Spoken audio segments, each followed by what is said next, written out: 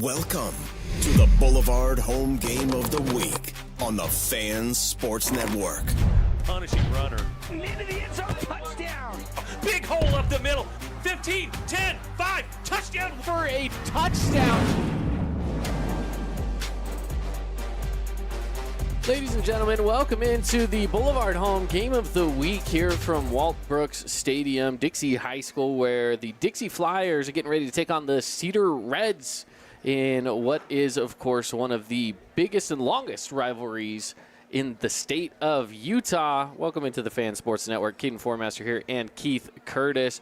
Keith, we're ready for some beautiful football here on a beautiful evening as well. Oh, it's fantastic, Caden. Looks like we got some alumni from Dixie from a few years ago. I think it's the 72 championship team. Is that right? This is the 50-year reunion. Wow. So it is actually from the class of 73 that's out there right now. And they did, I do believe they did win a championship at that time or around that time. So congrats to them 50 years ago. Yep. And we're happy to have them here as part of their 50-year high school reunion. And what a game for them to come back, too. It's the rivalry game, Cedar versus Dixie. You know, the two teams don't like each other.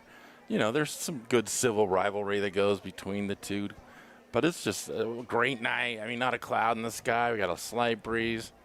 I mean, it's just beautiful. Yeah, a little breeze coming in from the south side, from the right-hand side of the field. So we'll see if that comes into play too much here tonight. I don't know if it will or not, but we'll keep an eye on that part of it. But outside of that, it is a beautiful night for some football here in southern Utah, where we only have, including this game, in region play, at least, there's only 3 weeks left, 3 games left. So this one, and then we have just a handful more.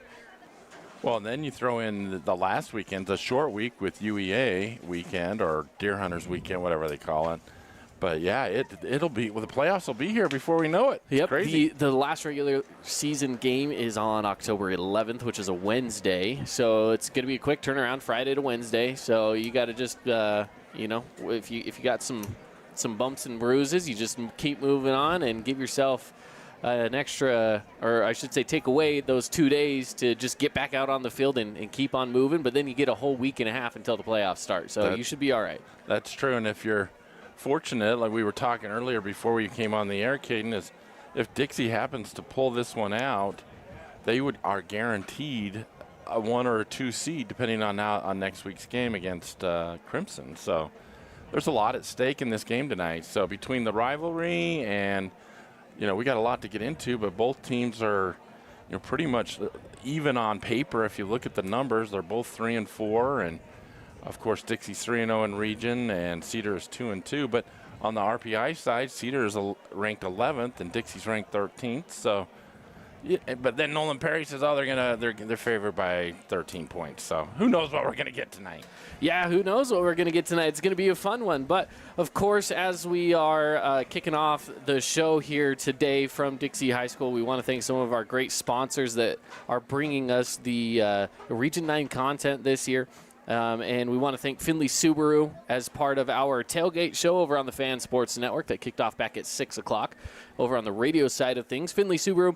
Visit them at FindlaySubaru.com. Also, Fabulous Freddy's, voted best of Southern Utah car wash, soda, and cookies, sandwiches. 2 great locations on River Road and Bluff Street. Make it a fabulous day at Fabulous Freddy's. And, of course, Buck's Ace Hardware, who has the best selection for guns, ammo, barbecues, lawns, garden. You think of it, it's at Buck's. It's 3 Southern Utah locations. As well, we want to thank House of Jump, our pregame sponsor, bringing you the pregame coverage here today before we hop into kickoff. And if you go to House of Jump and you purchase 1 hour jump time Monday through Thursday, mention this ad and get $10 in the arcade for free. Nice. Makes it well worth it, huh? Absolutely. Be sure to mention that one, especially if you're heading out. You know, maybe next week sometime for a Monday family activity or something. You might as well save or get something for free. That's awesome. Yeah, absolutely. So as we are continuing on with our Boulevard Home Game of the Week here inside of the House of Jump pregame show, again, this is one of those nights here for Dixie that is a celebration, the 50th anniversary, or should I say 50th high school reunion. I guess either of those really worked. Yeah. For the class of 73, they're here today and being recognized here shortly down there on the track. So again, we want to congratulate them on being here at the game, and should be fun for those festivities. But we've got some homecomings going on across town as well. I mean, it's definitely that time of year. Yeah, we had that at the homecoming at Crimson last week, and I know it's Desert Hills homecoming, I believe, tonight as well. And yeah, it's just a great time of year. You know, the weather's turning a little bit cooler. I think we're supposed to get into the 70s by Sunday. So, hey, it's a great time. Great time of year. It is an amazing time of year. So let's step aside. We'll take a break, and when we come back, continue on with the House of Jump pregame show. We'll be bringing you the keys to the game when we come back. Hey, it's Sheldon Demke. Check out the latest episode of What's on the Menu, a behind-the-scenes tour of local restaurants. We'll see some of their favorite dishes and get an inside look on how these dishes are prepared. Check out this week's episode at stgeorgenews.com and click the shows on the menu tab. Fabulous Freddy's is the locals' choice for a full-service car wash. It's fast. Have your car washed in just 20 minutes or less. Fabulous Freddy's always keeps it clean inside and out, with 2 Southern Utah locations as well as in Vegas, Lehigh, and Sandy. Adams Wealth Advisory is a financial planning firm that is combined with an investment firm to provide the best possible outcomes for our clients. I always believe if you're intentional with your financial plan, things are going to work out really well for you. Visit AdamsWealthAdvisors.com or call 752-1702 to schedule a time with an advisor today. Asphalt. It's not something we think about much, except when it's in bad shape. At Holbrook Asphalt, we help cities, HOAs, and businesses avoid replacing painfully expensive roads and parking lots. To avoid the cost of replacing asphalt, you must effectively preserve it while it's still in good condition. University research has shown Holbrook Asphalt's HA5 slows asphalt aging by 67%. We make your pavement assets last longer, cost less to own, all while achieving higher property values. Visit holbrookasphalt.com to discover more. Red Rock Real Estate has over 200 professional realtors in the St. George area that specialize in the local market. Whether you're buying your dream home, looking for an investment property, or want to sell your home for the highest amount, the Red Rock Real Estate team is here to assist you. Get started now by visiting redrockrealestate.com. This cheesesteak is so freshly grilled, you can still hear it sizzling. I can hear it too. Me too. Actually, it's the... Oh, cheesesteak? grill. Grilled right in front of you. It's a Jersey Mike's thing.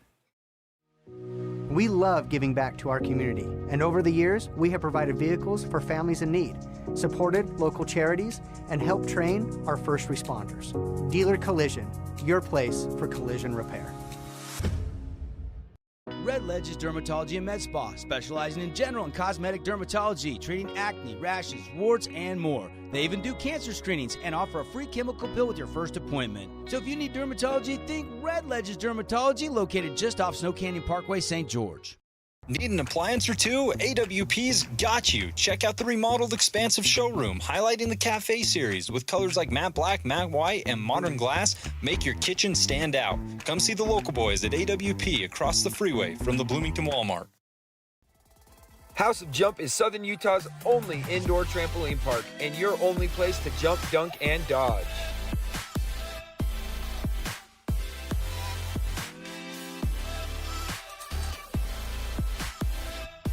Head on over to our house, the House of Jump. We are Utah's financial outfitter, and we're here when it's time for your business to climb higher.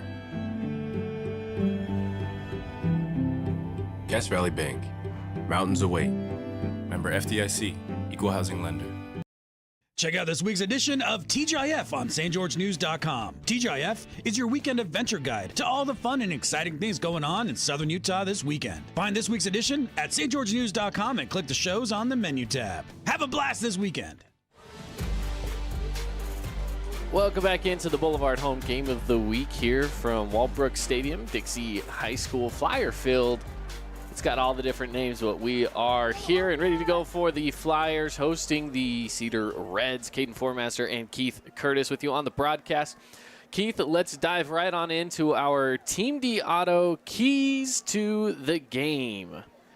Well, Caden, I think for Cedar, as our folks at home can see, they need to control the run on defense. Dixie likes to spread you out, run the jet sweeps. They'll probably run it 12 to 15 to 20 times a game. The key will be how they stop that and try to force Dixie to pass the ball. I think that's going to be key. The other key for Cedar is they need to establish the run early on when they're on offense. That way it'll keep the ball out of Dixie's prolific offense so that they can, extend the game. And, they need to be careful, Cedar does, on special teams because, as you know, Coach Monkers always has a couple of twists and turns on the special teams. So those are the keys for Cedar. How about Dixie? What do you think, Kate? Yeah, hopping over to Dixie for the Flyers. It's one of those things that we have here is, of course, jump on the board sooner. They've been trying to work from behind for the last 2 games in a row, and I know that Coach Monkers and the rest of the Flyer crew out here would really like to not have to worry about playing from behind, and it's always just a little bit easier mentally when you're out ahead and you can just try to stay ahead and try to defend back and keep adding to the score as opposed to fighting and getting back into the game here. The other thing, too, is, of course, avoid turnovers. This is a team where throwing picks has happened. It's something that we see nearly every game from them. So if they can avoid that side of it and just hold on to the football, then they might be in a little bit better position to continue to put some points on the board if they can get rid of those turnovers. And then, of course, establish the line dominance. That goes for both offensive and defensive line, but both of these teams I feel like are similar sized, actually. So if they can go through and say, yeah, we might be the same size, but you know what, maybe we're a little tougher than you, and they can push that to the Reds as much as possible and open up some lanes for the running game and just get back to the quarterback on defense, all those kinds of things when it comes down to those lines. If they can do that, then things will be good. Well, it looks like they just had the coin flip, and Dixie has deferred to the second half, so looks like Cedar's going to receive. Caden, let's talk about their, not only the region games, but for Cedar, but their preseason games. I mean, on the year, they're 3-4, 2-2 in region, but they've been in almost every football game. They've lost a lot of close games. I'm expecting that it's going to be a close one tonight. We're going to have a good one going down into the fourth quarter. That's just my opinion. Oh, I'm right there with you. I think this very well could be close. Both of these teams seem to be fairly well matched in this game. So, yeah, by all means, I don't see why this one can't be one of those that just comes right down to the wire for us tonight. So, well, and that's what you expect from the Dixie Flyers. The last 2 weeks, the last couple of weeks, they've won in the last minute to secure the victory. So, they like to leave a few fireworks for the end. Yeah, nothing wrong with that. No. Nothing wrong with leaving a few. So, yeah, we'll see what happens. This is going to be a fun game tonight here from Flyer Field and Waltbrooks Stadium. Again, out there in the center of the field right now, where they are honoring the class of 1973 in their 50-year reunion. So 1973, where were you? I wasn't around. I wasn't around too much. I was 1. Yeah, I was saying I didn't think you were really around either. But there you go. You were a whole 1, huh? Yeah, I was round. I was pudgy. So. All right. Yeah, I was kind of waiting for you to say, hey, I wasn't around either. But you made it to a whole 1-year-old at that point, huh? Yep. Very good. So again, it's a great honor to see that and to see the history here. In Southern Utah. Had a great opportunity on my show to talk with one of the class members down there on the field as well to talk about what life was like back in 1973 here in Southern Utah's Dixie. And life was a little different back then. Well, it's a place a few more people have decided to relocate to. It's grown a lot. A couple more high schools. Yeah, a few more high schools. But a lot of these guys out there, they look like they could still play. They look pretty good. Yeah, they're looking still very good. So the Flyers now running through the tunnel of the Jetettes and make their way onto the field carrying the flags. And that means that we are just about to get underway with some football here. I want to thank, again, Team D Auto for our keys to the game. You can visit them online at teamdautosales.com or 488 East St. George Boulevard with their selection of cars, trucks, SUVs, And, of course, get those keys to your new ride at Team D Auto. Okay, and there was a lot of early season optimism about the Cedar Reds and how they were going to be. They were kind of like the sleeper team for Region 9, I think, going into the season. They took a couple of lumps early, but they're starting to round out into form. They've won 2 of their last 3. And I think we're going for a real dogfight tonight. I think so, too. Back to receive for the Reds, Trayden Elliott and JT Jeter, both of which just absolute beasts on the field. These kids are quick, they're fast, they know how to play the game of football. JT Jeter, a recent move-in. You'll hear his name a lot tonight on multiple sides and aspects of the game as we get ready to get things underway. Dixie getting ready to kick this one off. It's Bibiano Vargas kicking away for the Flyers. There's the kick, and we are underway. And picked up around the 5, bringing it all the way out to the edge and past the 30, rolling down towards the 36 is Trayden Elliott. Boy, what a great run back and excellent field position all the way out to, like you said, the 36-yard line. Great start for the Cedar Reds. Brings out that Reds offense. At the helm is Everett Kelling, quarterback, number 41. Might be a little bit of a weird number to see for a quarterback, but that change for him being placed at quarterback happened after the jerseys were handed out to the team, so he sticks with 41. Well, folks, keep in mind, he's just a sophomore, so, sophomores don't get a high pecking order as far as the jerseys go. So those seniors and juniors, they get their first line. At least that's how it worked when I was in school. I assume it would probably be fairly similar to today. The Reds line up. Takes the snap, looking to pass. And what a bobbled catch. around, but he gets it to come in. Boy, that was great Trayden coverage. Elliott. Yeah, great coverage by number 7, Colo Lynn. He was right there with him, but it bounced in the air and came right down into his arms for a 5-yard gain. So a little bit of a break on that first play. Yeah, you can check it here on the Holbrook Asphalt replay where it bounces up and right back into the hands.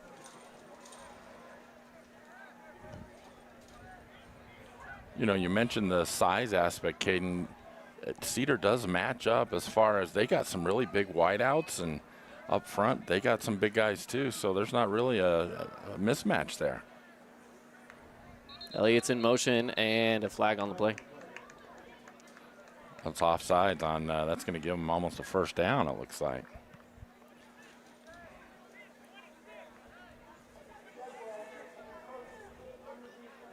Yeah, they give them that encroachment. That's on Anthony Crichton, the senior defensive lineman. He's playing defensive end. He's not the biggest defensive end, but he's quick. He was just trying to get a little bit of an edge there and was lined up offside. But again, that 5-yard penalty that gives them enough for the first down. I think Red Rock Real Estate, our first down sponsor. You can check them out online at redrockrealestate.com. Reds takes the snap, and it's a handoff going up the middle. No, he keeps it in his arms himself, and not much room to run. In fact, a loss of a yard. That was a great play. I mentioned him earlier. Anthony Crichton didn't go for the fake, and he had the quarterback wrapped up behind the line of scrimmage, and then a bunch of other Flyers defenders were there. So just a great defensive play that time by Dixie. 2nd and 11. They make it 2nd and 12, actually. A little surprised we haven't seen Devin Crenshaw in the game. They're using Trayden Elliott at the running back spot. I know Crenshaw was a big back for him last year in last year's scheme. And the snap, Kelling looking to pass. Looking for the curl route to JT Jeter, but didn't curl back in time or underthrown. Yeah, a little miscommunication that time between the quarterback and the receiver. They were talking to each other as they run back to the line of scrimmage. So bring up 3rd and long, Caden. Things getting started early over in Hurricane. The very first play of the game from scrimmage. Barban throws an 80-yard touchdown pass, and Crimson goes up 7-0 with 11:48 left in the first quarter. So only 12 seconds off the clock, and Crimson's on the board. It's not a very good sign if you're Not a good Tiger sign. fan. Unfortunately, that Crimson team, they're rolling offensively. They are rolling. And the pass up the middle. It's up in the air. It can be anyone's ball, and it is Dixie's. They come down with it on the interception. Boy, Caden, that thing went about 25 feet in the air. And like you said, it was almost like a jump ball, like you'd see at a basketball game or something there. And number 2, Rand Sawyer, was right there for the interception. So first turnover of the game. Yeah, and it bounced off the hands of Jacob Dombrowski. So gets a big old paw on it, and it is now 1st and 10 for the Flyers at the 42-yard line. Caden, someone we'll call a lot tonight, I'm sure, is a guy by the name of Junior Coughlin. In fact, he gets the ball right now.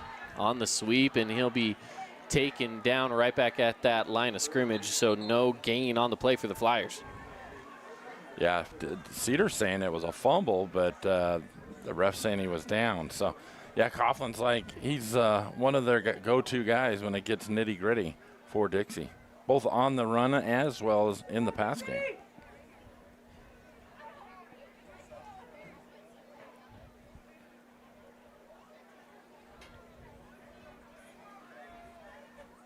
Dixie with 2nd down.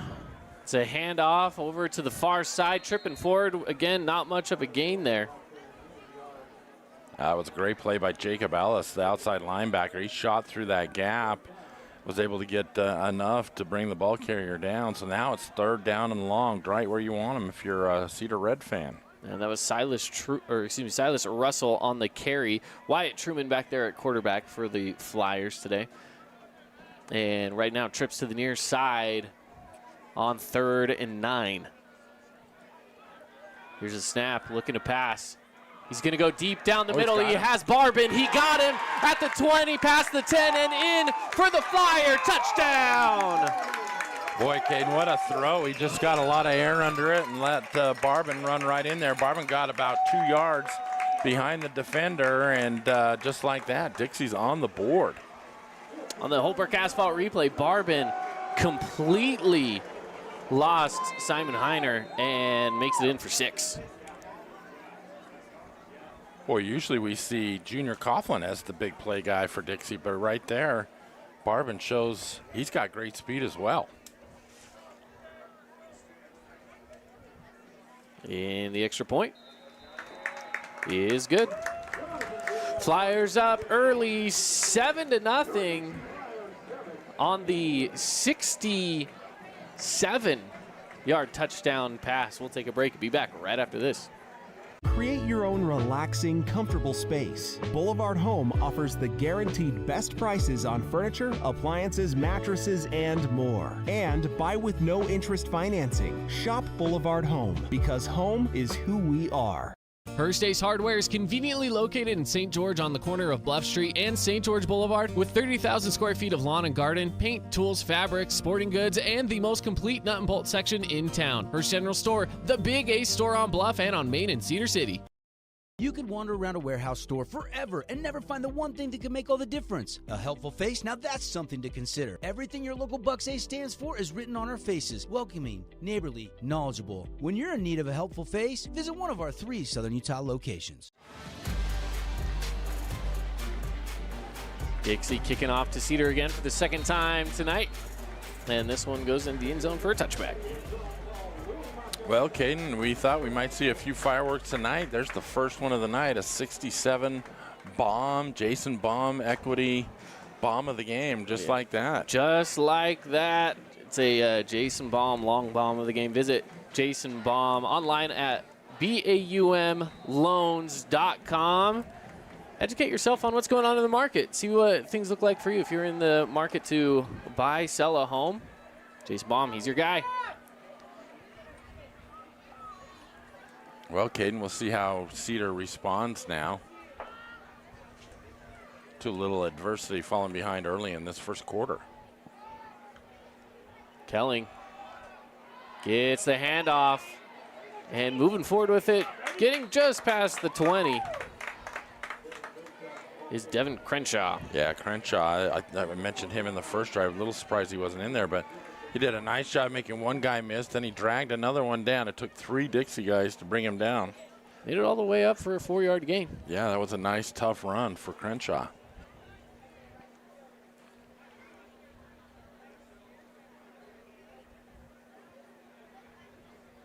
Second down here. Kelling with 2 receivers on either side. Takes the snap and is looking to pass. Rolls out to the far side. Pressure coming up. Has to let go of it. Launches it deep. And is picked again. Running it back past the 40, the 50. There's the 30, excuse me, and down inside the 30-yard line. Big move there for Dixie. Boy, Caden, that was just looked like he got hit right as he was throwing the ball, and he was trying to get it to number 21, Jeter. And it was just quacking like a duck on the way out there. And easy pick. It could have been almost a holding penalty on the Dixie defensive back as Jeter was trying to fight back for the ball, but they let it go. And so here Dixie goes inside the 30-yard line, not far from pay dirt. Seth Morby with the interception. 1st and 10 on the handoff on the sweep. Finds a gap, doesn't take it, finds a gap on the outside instead, past the 20 and the 15.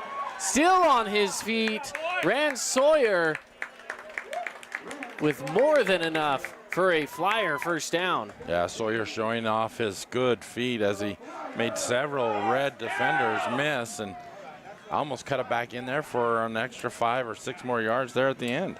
Takes it inside that Cache Valley Bank red zone. Cache Valley Bank mountains await. 7:20 left to play here in the first quarter. And this Flyer team is rolling as the handoff up the middle goes for a short gain.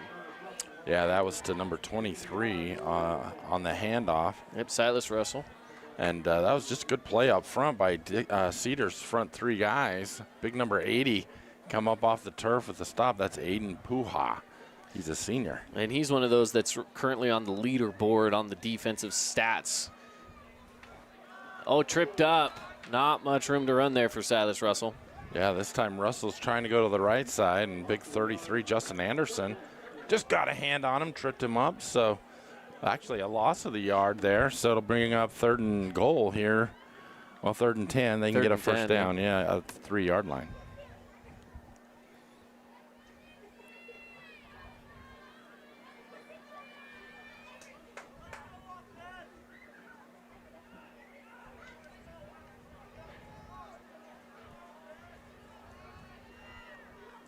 Truman takes the snap, looking to pass to the end zone. Just in front of the end zone, and it's Barman who takes it right to that line to gain. Yeah, I think they're going to be just inches short. It looks like he got 9.5 yards and needed 10 and just came up a little bit short. Did a 10-yard curl route, and on the bend, he just came up a half-yard short. So they're going to go for it, Caden. Might as well. Absolutely. Might as well. You're moving the ball well. Hand off to Russell. Russell's going to be stuffed up. He's still on his feet, trying to push forward, but no, he goes down. What a stop. At about the 5-yard line, and Cedar gets the ball back. That was just great defensive play. 52 for Cedar. That's Jordan Rafter. He's a senior. He's been through a few of these games. He knows what this is all about, and what a huge stop. Granted, they got to go 95 yards for a touchdown, but it's going to be tough field position here for the Reds to fight back. We saw this last week, Crimson and Stansbury. They both had turnover on downs, and one time Crimson got stopped right on their goal line and ended up getting a safety out of it.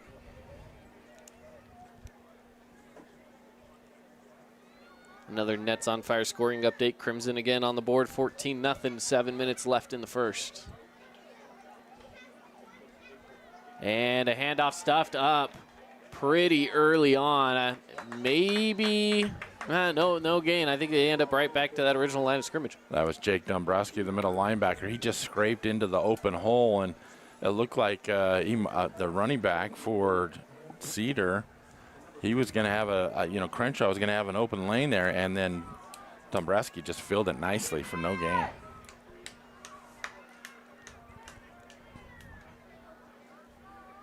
Yeah, Devin Crenshaw not able to move the ball through there on that one. And it is second down. They do give him a yard, 2nd and 9. Looking to pass. And again, going deep. He's got him.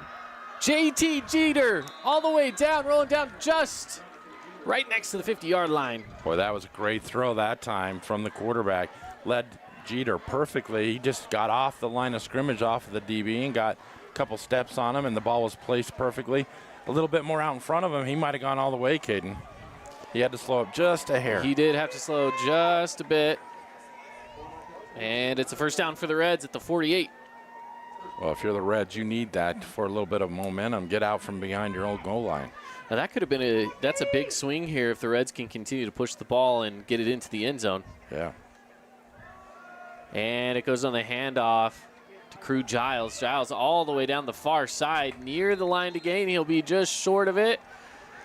But there's a little bit of dirty laundry on the turf. Yeah, this one's going to come back. I think you can get a hold. And great job of running that time. The play set up very nice for Giles and got nice yardage, but I think it's all for naught. If you're Dixie's defense, you should be used to seeing that play. It's the same. It's the same one you run over and over and over again. They're probably like, man, we got to see this during practice as well as during the game.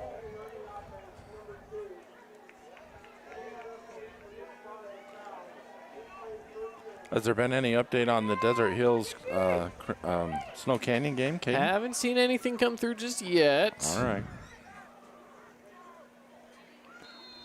That'll be another good one we got to keep an eye on.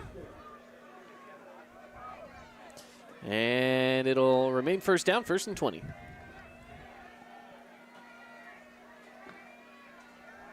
Looking to pass is Kelling. Kelling to the outside and incomplete, intended for Traden Elliott. Well, you're seeing why this passing offense for Cedar can struggle at times. The young sophomore had an open Elliott in the flat, and he just tried to flip it out there with his wrist rather than get his body into it and just let him too far. I think the more experience he gets and the older he gets and the more reps he gets, he'll learn to hit that receiver in stride and allow them to pick up some extra yardage. You know, football, yes, it's a game of yards. There are times like that where it can be a game of inches. Yeah. Again, Kelling looking to pass. Goes over to Crenshaw. Crenshaw evades one defender. Gets knocked down by another after a gain of only about 5. And a late hit will throw a flag. Boy, that was Jake Dombrowski. They had him on the sideline. It just looked like he had him stopped, and then Jake just finished him off, and the ref said it was a little excessive. So Cedar's going to get 15 yards and a first down. And I do believe they were blowing the whistle over there when the next hit came along. So, well, that's a big play for Cedar because that gives them the automatic first down, and that'll be huge. Bring them into Dixie Flyer territory. A little bit of discussion going on out there still. My guess is they'll move it up 10 yards from the spot, and it should be 3rd and about 5 to go. Oh, they're calling targeting. Oh, so they're going to give him a 15-yard penalty, and he might be out. Well, that's not like college, is it? No. So it will be a first down. And we don't have a replay on that, but well, Dombrowski did get a nice hit in on him. It just was unfortunately a little bit late, and so it's the proper call. A little late and a little high. That's the other problem, too. Yep, you're right. You got to go safety first, so. And snap in, more flags. I think we're on about our 5th one already, Kate. 4th or 5th. We're getting pretty close. Somewhere around there. Last week we saw about, what, 15 in the first half? Kind of felt like it, huh? Hopefully we don't see that many this half. It definitely slows the game down for us. Of course, we're already a third of the way there, so. I wouldn't be surprised to see Cedar try to go back up on top. Dixie's playing that one safety high, and he's on the short side of the field. I wouldn't be surprised they try to go deep down this left side. Yeah, go with that one-on-one coverage. Yeah. Sam Saway looking to pass and gets taken down. Boy, they were looking this way to go one-on-one down here, but the pass rush was there, so that's a huge sack. Almost a 12-yard loss for the Reds. A big hit by Noah Russell. Russell just did a nice job staying active as he was rushing the passer and getting upfield. Finally got there in time to bring him down. And looking to pass is Kelling. Kelling goes to that far sideline and had the receiver, but not there as JT Jeter is just a little too far outstretched. Again, he's whipping that ball out there. It's got some good velocity on the ball, but as you can see from Jeter, just about took his arms away because he was extended so far and he threw it so hard, just couldn't come down with it. Third down here for the Reds. Okay, and if it was me, I would try to get 10, 11 yards and then go for it on fourth down. So you don't have to feel like you have to get it all in one big shot here. Just maybe get half and then try to get the half on fourth down next. Snaps away. They're going to go with the handoff. Play it safe as Crenshaw moves forward for a gain of 6. That's a good job by Crenshaw getting some positive yardage, but it looks like Cedar was just kind of willing to turn the ball, kick it away and let their defense go to work. Brings up fourth down here. Of course, Caden, if there's ever a spot on the field that's the best for a fake, it's right in the middle. So that's true. And I don't have the jersey number of the kicker.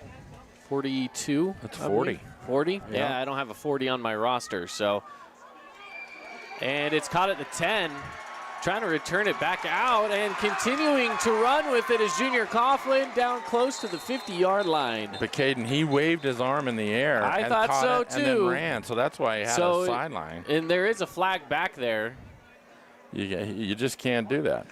Well, let's watch him right here. He waves the hand, just a little bit of a wave. But that's going to make everybody slow down. And runs with it. I don't know when the flag came out, but it comes out later. Again, it should have. I'm surprised it wasn't called earlier. Yeah.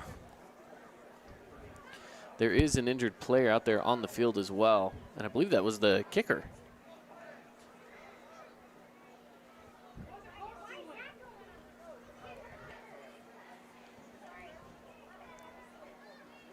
Yeah, the Cedar coaches are out there saying he waved his arm, and the umpire's over there. Well, we have it on the replay. He did kind of wave his arm. I won't disagree with that.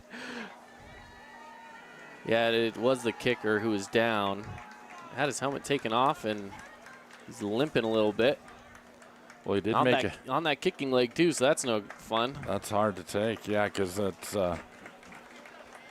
that he did make the touchdown-saving tackle, but if you lose your kicker, that's not going to be good for the rest of the game. They're going to have to go with the player B for the backup now. Mm-hmm. He's dragging that right ankle, isn't he? Yep. Well, this would be a big difference between having the ball at the 10-yard line and having it down close to the 45. So if they did say it was a fair catch, then ball's back at the 10. But the officials have.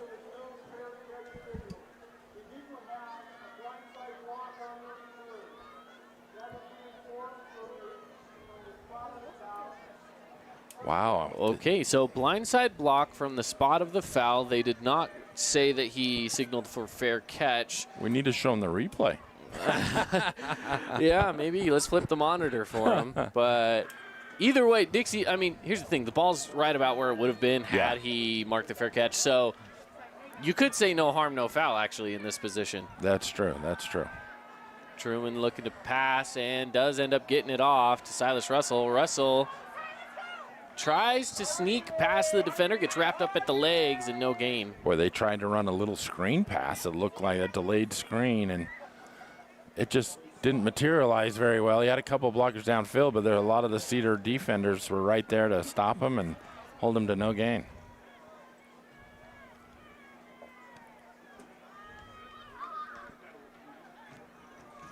It's always a tough position when you're pinned up against your own end zone like this, anytime you're inside that 10-yard line. Well, you get a little more conservative on the play calling because you don't want a big play to happen. This time it's a handoff up the middle as Silas Russell pushes forward for a gain of a few. Well, that'll be 4 good yards there. Give him a little bit more room, but 3rd and long here coming up. if you're Cedar, you'd really like to get a stop here and get the ball back about midfield if possible.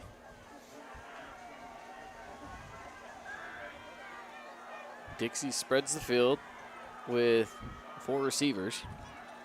And they go with the handoff again. And again, pushing around, slips through one. There's a flag on the play, but they keep pushing forward. Another flag rolls out. Yeah, you're going to get a hold. It's going to come back. Unfortunately, if you're a Flyer fan, it looks like Rand Sawyer's out there trying to plead his case to the umpire, but it's to no avail, I believe. Yep, that one goes against, I believe they said it went against number 5, which is Bennett. Lucito Bennett. He was the motion guy, and he was kind of like the lead fullback on that play, and just got too much jersey, and so it's going to bring up 3rd and about 15.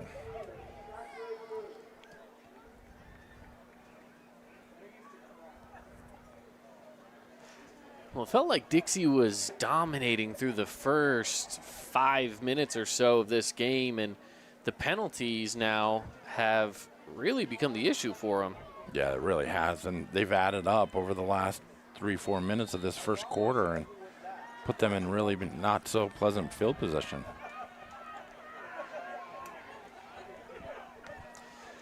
Well, puts them at 3rd and 10. They give them the 5-yard. Well, I guess from the spot of the foul is 10, so they go deep on this one. It's up for grabs and incomplete. Boy, that was a nice play that time by number 2. That's Traden Elliott playing the safety spot. He just knocked it away right there at the last minute. Kind of double teamed there in the middle of the field was Barbin, so Dixie's going to have to punt.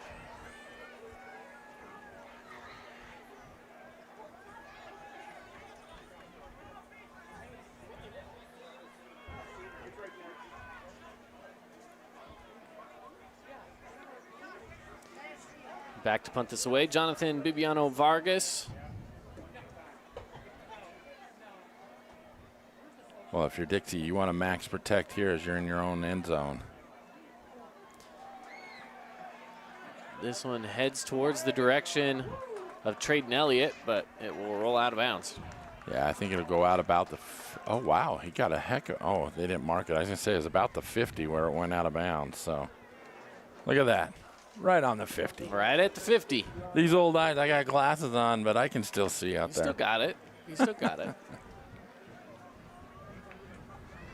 Well, and that's good news for the Reds. The defense did their job, gave them a short field here to work with. Yeah, it did, and I'm a little surprised. A name that we used to hear a lot last year, too, was Ammon York, 17 for Cedar. He used to be heavily involved in the game plan. Haven't seen his number dialed up yet. Wouldn't be surprised if they try to go to him here as a ex-receiver. And he normally gets a couple of targets a game, but we just haven't seen it yet tonight. It's Kelling looking to pass, going to the outside. It is caught by Traden Elliott, and he got 15 on the play. Yeah, beautiful job that time. They brought Elliott from the backfield and just circle route out of the backfield, and looked like a broken coverage by Dixie because nobody was there. He was wide open. If the ball would have been placed in front of him, he probably would have got another 10 yards. But as it is, 15 yards is positive, and they're on the 35 and marching.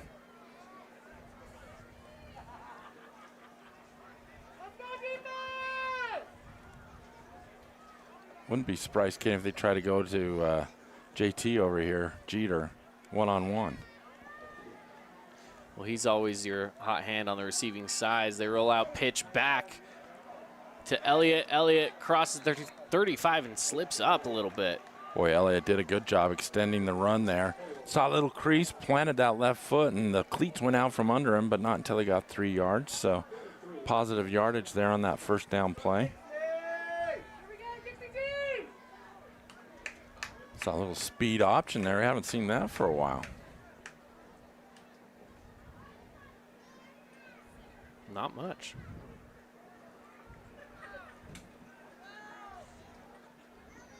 Cedar taking their time on this call. There's 15 seconds left here in the first quarter, so this should be the last play here. Snap is away, looking to hand off, and they do to Elliott. Elliott pushing forward. Is it enough to gain the first down? I think it's just shy of the first down by about a half a yard. Yeah, that was a nice push that time by the Cedar right side of the line. They really moved that Dixie Flyer D-line backwards, so it's going to bring up a 3rd and short as we move into the second quarter. We'll be back right after this with the score. Flyers up after the end of the first, 7-0 over the Flyers on the Fan Sports Network. We love giving back to our community, and over the years, we have provided vehicles for families in need, supported local charities, and helped train our first responders. Dealer Collision, your place for collision repair. Create your own relaxing, comfortable space. Boulevard Home offers the guaranteed best prices on furniture, appliances, mattresses, and more. And buy with no interest financing. Shop Boulevard Home, because home is who we are.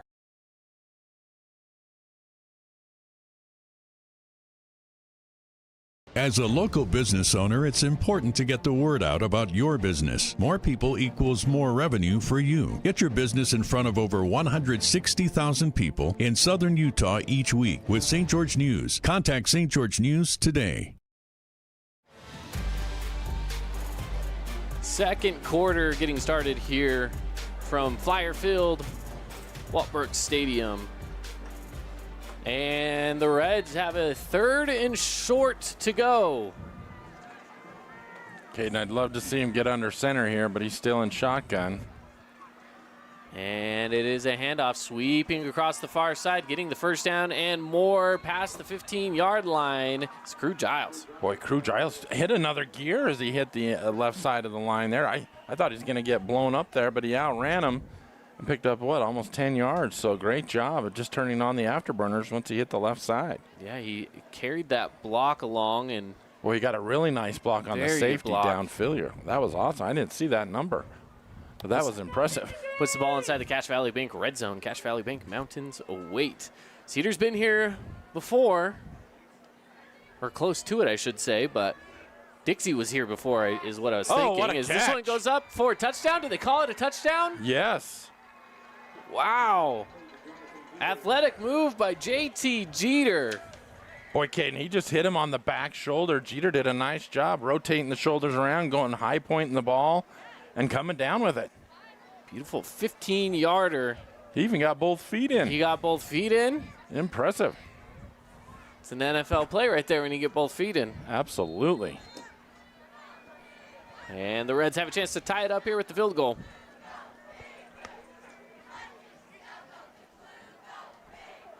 And nope, they couldn't hold it down, and they'll call it dead.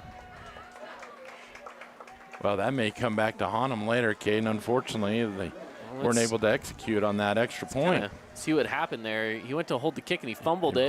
Yeah. The kicker, that was number 36, Jacob Jenkins. Yeah, Jenkins was and by looking the at way, him like, he's the sub. Remember that because their kicker went out. And Jenkins is like, now what do I do? He's like, I'm the backup guy. I don't know what to do. I don't know what's going on. Oh, rough break. We'll keep it right here where the score again, 7-6 after the Reds get the touchdown, but no extra point. And it does tighten things up just a little bit more here. Well, that was just well executed, and you're starting to see Cedar. They're looking at it going, okay, if you're going to play one-on-one coverage, we're going to start using our height difference on the wide receiver side because they got a couple of dudes that are 2, 3, 4 inches taller than the Dixie DBs. That was a perfect example of that last touchdown throw of, Jeter just going up high and going over the DB to make the touchdown grab. And another update from across Region 9, Parker Andrus with a pick six, ran it back about 40 yards, puts the Mustangs up 21-0 right now over the Tigers. Parker Andrus, he's about 6'4" and 260. That's kind of scary. He's not the kid that you would expect to be getting a pick six either. No. Flyers with a lot of room for blocking, and still running is Rand Sawyer, trying to run back on him and continues to find his way down the far sideline and goes out about the 39-yard line. Boy, Sawyer, you know who he reminds me of when he runs is the cheetah. You know what I'm talking about? Tyreek Hill. Tyreek Hill. Yeah. his hair's flapping around a little bit, and he's going right. Next thing you know, he's going left. Then he runs clear across the other side. I mean, he probably ran 60 yards on that play. Just about. They'll set up shop at the 42-yard line. That's a great return, though. Excellent field position for Dixie now to respond to the Cedar touchdown. Well, they were about in this position before. I want Yeah. to say they're in the exact same spot, just facing the other direction, and they took it to the house. Ooh, that's Junior Coughlin on the reception.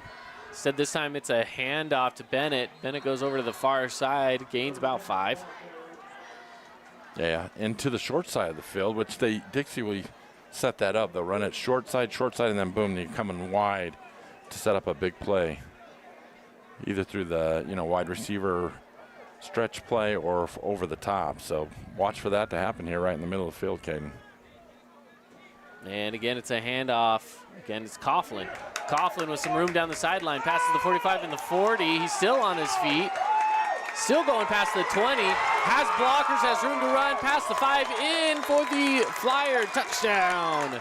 Boy, Caden, that's a great run by Coughlin, but man, he made about 6 different defenders miss him. I mean, it's just poor tackling by the Reds. They thought they had him out of bounds like 4 times, and next thing you know, Coughlin's walking into the end zone. He was close at times. Coughlin with the major touchdown to get the Flyers further on top here, 13-6. For Coughlin, that is, he's not unfamiliar with the end zone. It's just usually on the receiving side where we see it, but what a great run. Viviano Vargas looking for the extra point. And it's up, and I believe it is good. 14-6, the Flyers extend the lead at home. With 10:51 left to go here in the second quarter, we're going to step aside, take a break, and more when we come back here on the Fan Sports Network. Everyone loves local sports and, of course, loves ice cream. And the best ice cream on the planet is Handel's Homemade Ice Cream. Open late every day of the week with dozens of delicious flavors. So after your favorite team wins, head over to Handel's to celebrate with locations in St. George, Layton, and Woods Cross. We are Utah's financial outfitter, and we're here when it's time for your business to climb higher. Cache Valley Bank, mountains await. Member FDIC, equal housing lender. Welcome back in where Dixie pads the score just a little bit more, 14-6 here. Flyers on top with 10:51 left to go here in the first half. An update from across town brought to you by Nets on Fire. Titan Mason of the Desert Hills Thunder finds his way into the end zone. 7-0, the Thunder lead. A little late getting the scoring going over there.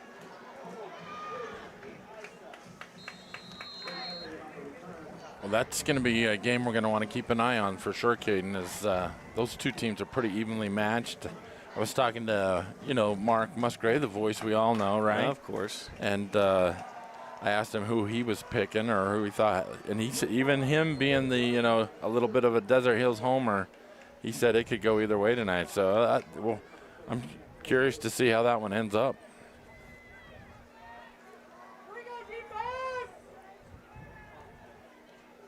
First and 10 from about the 29, 30-yard line. And it's a handoff going up the middle, wrapped up pretty quickly and taken down for a gain of only 2. Yeah, just a quick hitter up the middle, and that time the Dixie line, they were ready for a big 36 in there. That's Noah Loera. He made the stop along with number 42, Aisa Lapati. 2nd and 8 here for the Reds.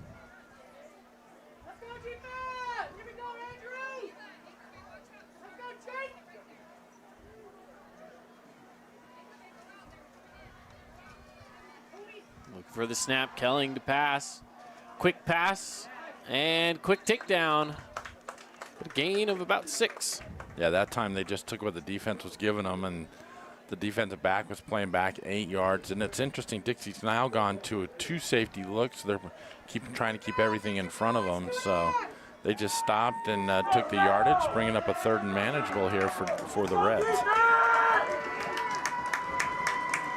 3rd and 2. Dixie looking for the stop here as Cedar sends trips here to the near side.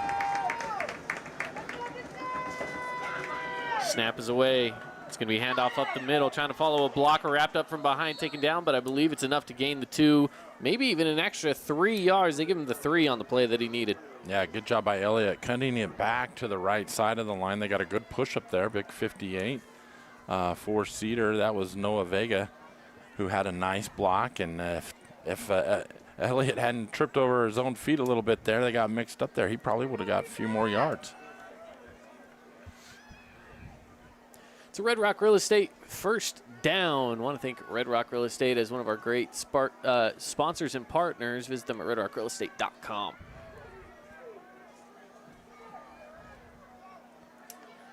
Kelling with the snap, looking to pass. Pressure coming from the backside. It's going to be picked off at the 47-yard line, and taking it all the way to the 37-yard line are the Flyers. Boy, that was great pressure that time by 42. Lopati just coming off the edge there and hit the quarterback right as he's about to throw it. The ball's fluttering out there, went right to making it an easy interception for the Flyers. Colo Lynn on the interception.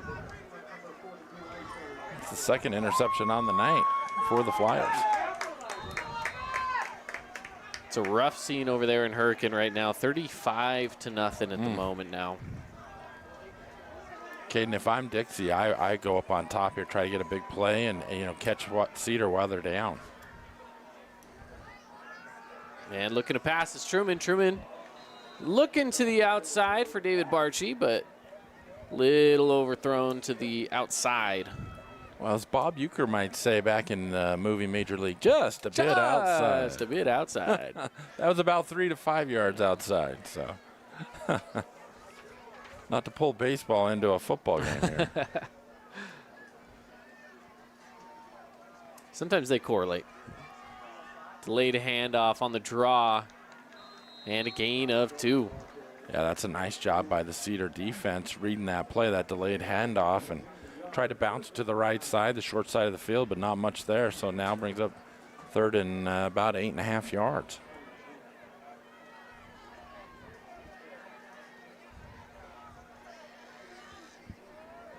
That's the 3rd interception for the Flyers tonight as well, by the way. The 3rd one. That started off this drive. 3rd interception.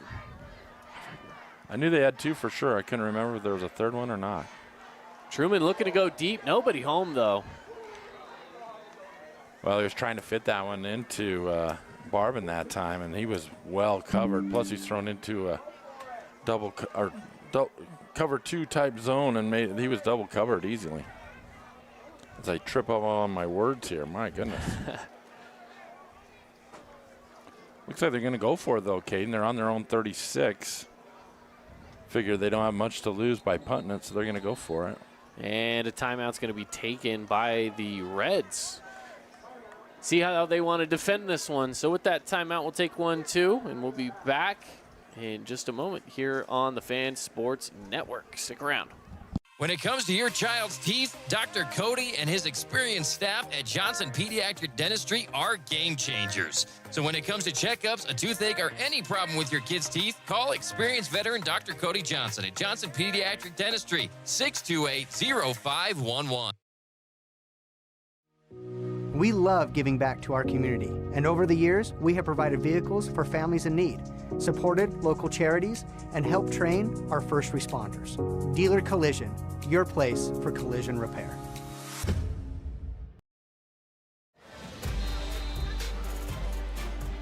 So 4th down here, and the Flyers look like they want to go for it still, and Cedar looking for a way to defend it coming out of the timeout.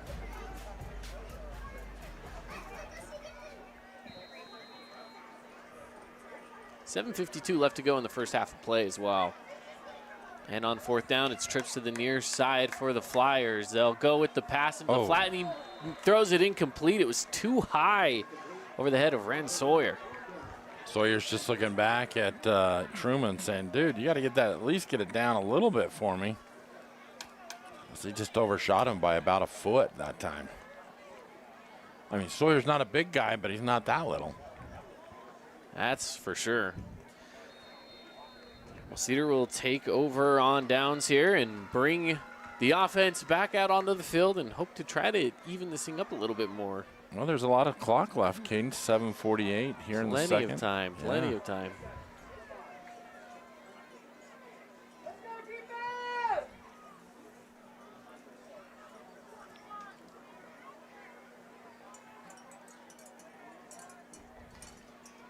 And looking to pass. He's going deep. He has Jeter out there, and going to get pass late interference. Flags coming in.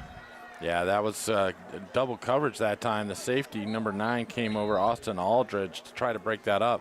But the ball was actually thrown perfectly on the outside shoulder, so Aldridge would have to go through JT to get that ball, and that's exactly what he tried to do and got there early. So they called 2 fouls, a roughing the passer call, and a pass interference call. Oh, wow.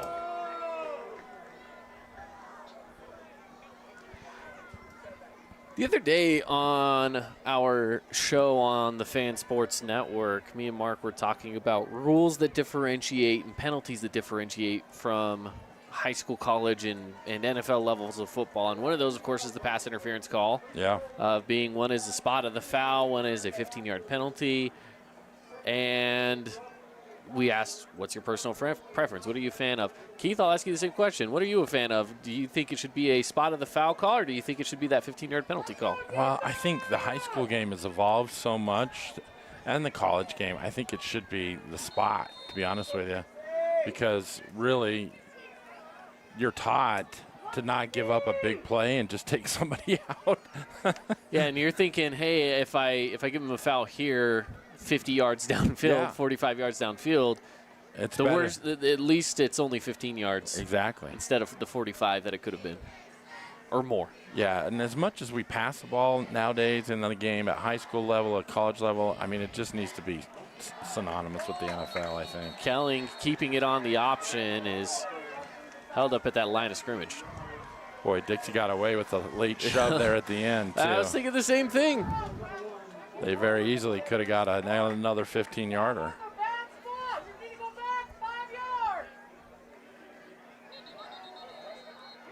And another timeout is called by the Reds. So we'll take a timeout again ourselves, and we'll return right after this here on the Fan Sports Network.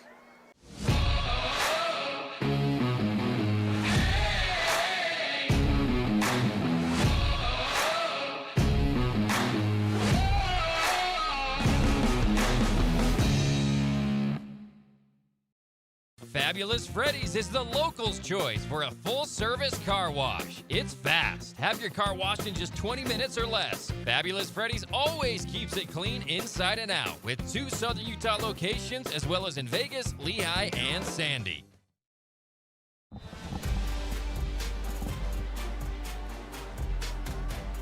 After the timeout taken by the Cedar Reds, they're back at it here on offense on second down with 9 to go. 7:14 on the clock here in the second quarter. Kelling in the shotgun. Takes the snap. And he's looking to pass outside. Has a guy, but overthrown. Intended for Trayton Elliott. Boy, they had Elliott open. It was the right play call. It just got a little too much pressure up front for Kelling to really set his feet and throw that. So it's the right play. Just they had a blitz coming on, and it looks like yeah, Dixie that was the almost right play. Boy, they could have had a big hitter, though. Lapati, 42, he made sure that there was plenty of pressure on Kelling at that as he was releasing that ball. That's a tough spot to hit, too, on those deep balls. Well, it takes timing and accuracy on the pass, and they just didn't have the timing on it to allow him to run under it.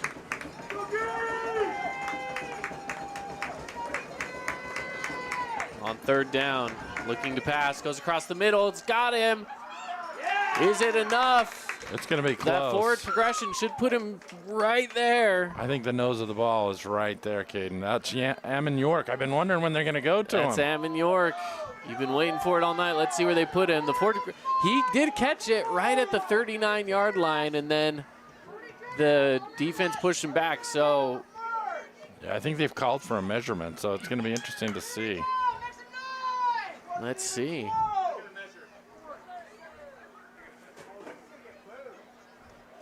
Yeah, I think he got it by the nose of the ball. It's going to be really close. They spotted it in my opinion, a very well-placed spot according to the replay. I mean, that's right about where he got it. Yeah. I know the crowd right in front of us doesn't necessarily agree, but. Oh, they're the nose of the ball away, it looks like. These eyes are going on me. Oh, they're going. So it will be a fourth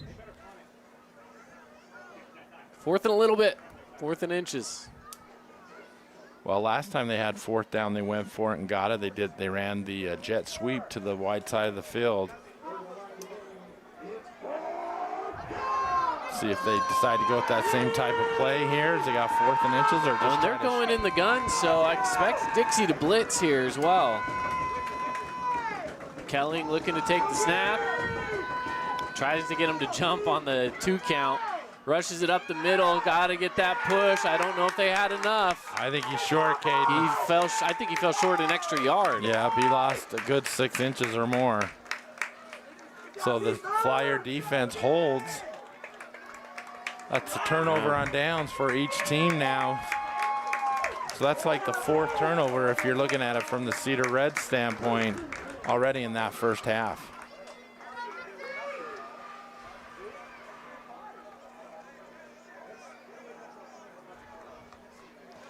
The Flyers offense heads back out onto the field after that gift the defense gave them, holding them on 4th down. Caden, I just don't understand why they don't get under center and try to sneak it in. What do you see the Eagles do? That's the tush push, as they call it. I don't know why every high school team in America doesn't run that when it's 4th or 3rd and inches. Just doesn't make sense to me. And even just the old school QB sneak anyway. Yeah. You don't need someone. You don't need those backs behind you pushing you through. Just let your offensive line do their jobs. Keep it low, push forward. It baffles me. I mean, you're going to put your quarterback 5 yards deep, and your running back 6 yards deep. And then the time it takes to Yeah. actively hand off the football as well as Truman. He'll get wrapped up, gets the ball away. Oh, they're going to call a catch. That's a great job. Did he get to it? Yeah, Barbin came back for it. All right. Got 3 yards out of it, but that would have been a huge loss. That would have been a 10-yard or more loss. Well, Truman was under pressure. He had 2-3 Cedar Red defenders on him as he got rid of the ball. Very fortunate to get that one off and in play.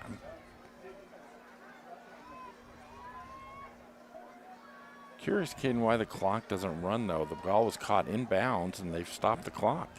I don't know. Maybe the officials didn't even notice. And tripped up on his own lineman's feet.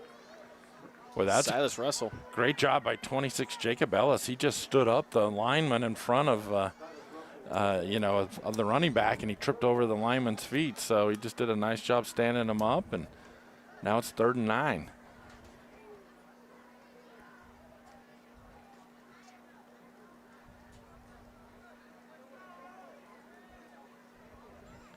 Yeah, the Cedar defense has proven a lot more effective after that first drive from Dixie. They've really quite done well.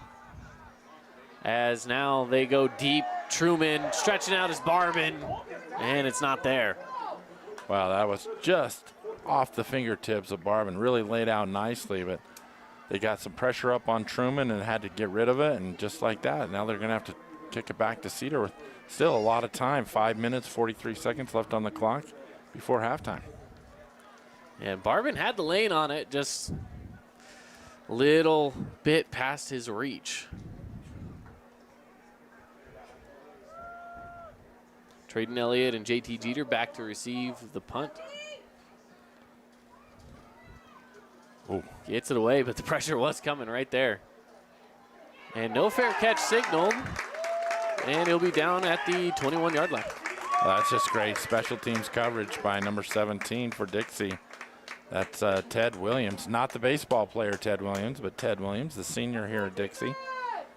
Right on top of Jeter as he caught that ball. A Nets on Fire update from across town. Desert Hills High School. Samaje Thompson gets a 97-yard touchdown pass to even things up at 7 apiece. 97? 97 yards. Pretty impressive. That is. That'll probably make the highlight reel, be my guess. And he was nearly taken down at the 8-yard line, and he took it all the way to the other side. 2 defenders. He slipped right on through them. Wow. He's able to run it all the way back. Pretty impressive. That'll be on the highlight film, I'm sure. Oh, for sure. Laid handoff. Still moving forward, though, is Trayden Elliott, and gains a couple yards. Yeah, we got a flag from the side judge, Caden. I don't know if they're offside, lining up offsides, or if there's a procedure penalty, but I'm curious to see what they call here.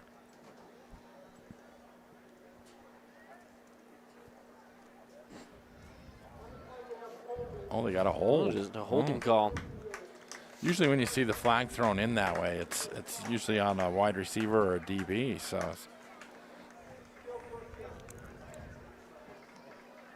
that'll move the Reds back another 10 yards. So 1st and 20. That's moving the wrong direction if you're a Cedar fan. Indeed.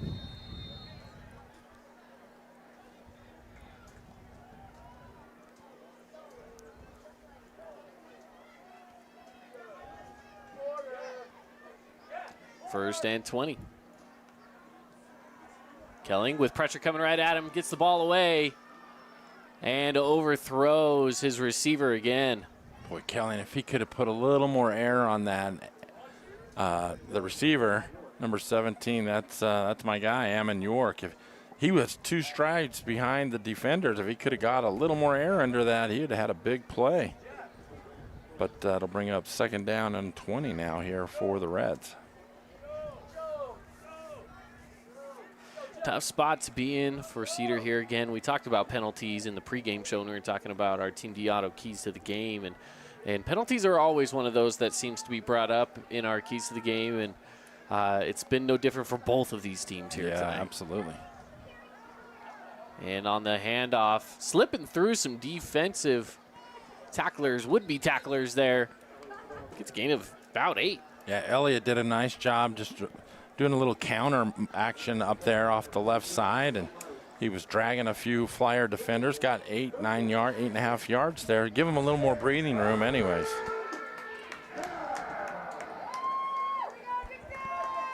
At the very least, you're at least thinking, all right, we're giving the punter some room in case we have to go to 4th, but it does make that 3rd down a lot more manageable too as well. It does, but you also got a hurt punter too, remember from earlier in the game that's too. true. So something else the coach has got to think about over there.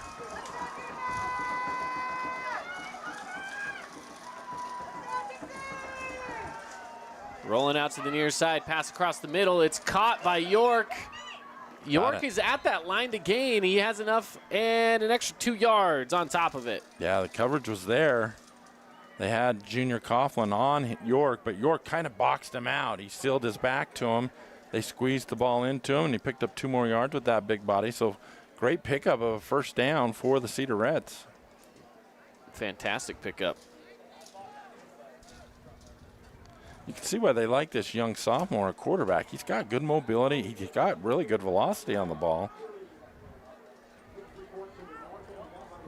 Snap is away. It's a handoff going again. Up the middle is Elliott with a lot of room to run. And gets tripped up at the leg after he gains 13. Boy, if it wasn't for the free safety, number 17, Ted Williams, if he hadn't tripped him up, he probably would have gone, Caden. That was a beautiful run that time. And Cedar found a big hole right there in the middle. Yeah, it was a great hole. Found it right before it collapsed, too. And then gets tripped up, taken down by Williams. Ball at the 47-yard line here for the Reds with 3:20 left to play in the first half.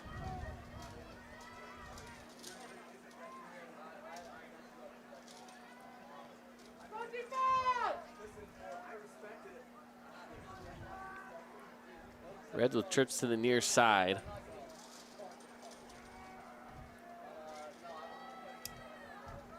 Devin Crenshaw next door to Everett Kelling.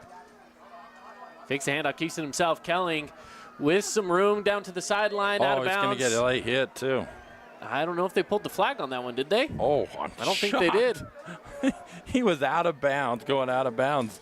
Should we check out that replay here? Yeah, if you watch, at least from this angle, it looked like he was on, his angling his way out of bounds.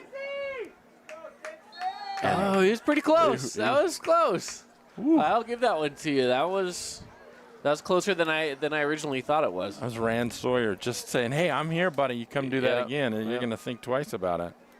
But he got 8 yards out of it. That's a great designed run, and it stopped the clock going out of bounds. Yeah, good option play from the Reds on that one. And they set up again in that same formation with these 3 near receivers. Crenshaw on the left-hand side of Everett Kelling. And with 2nd and 2 to go, it's a good spot to be here for the Reds. As now Kelling looks to pass. Goes to the outside and has JT Jeter for the first down. Yeah, he keyed in on Jeter all the way on that time. It looked like a design play.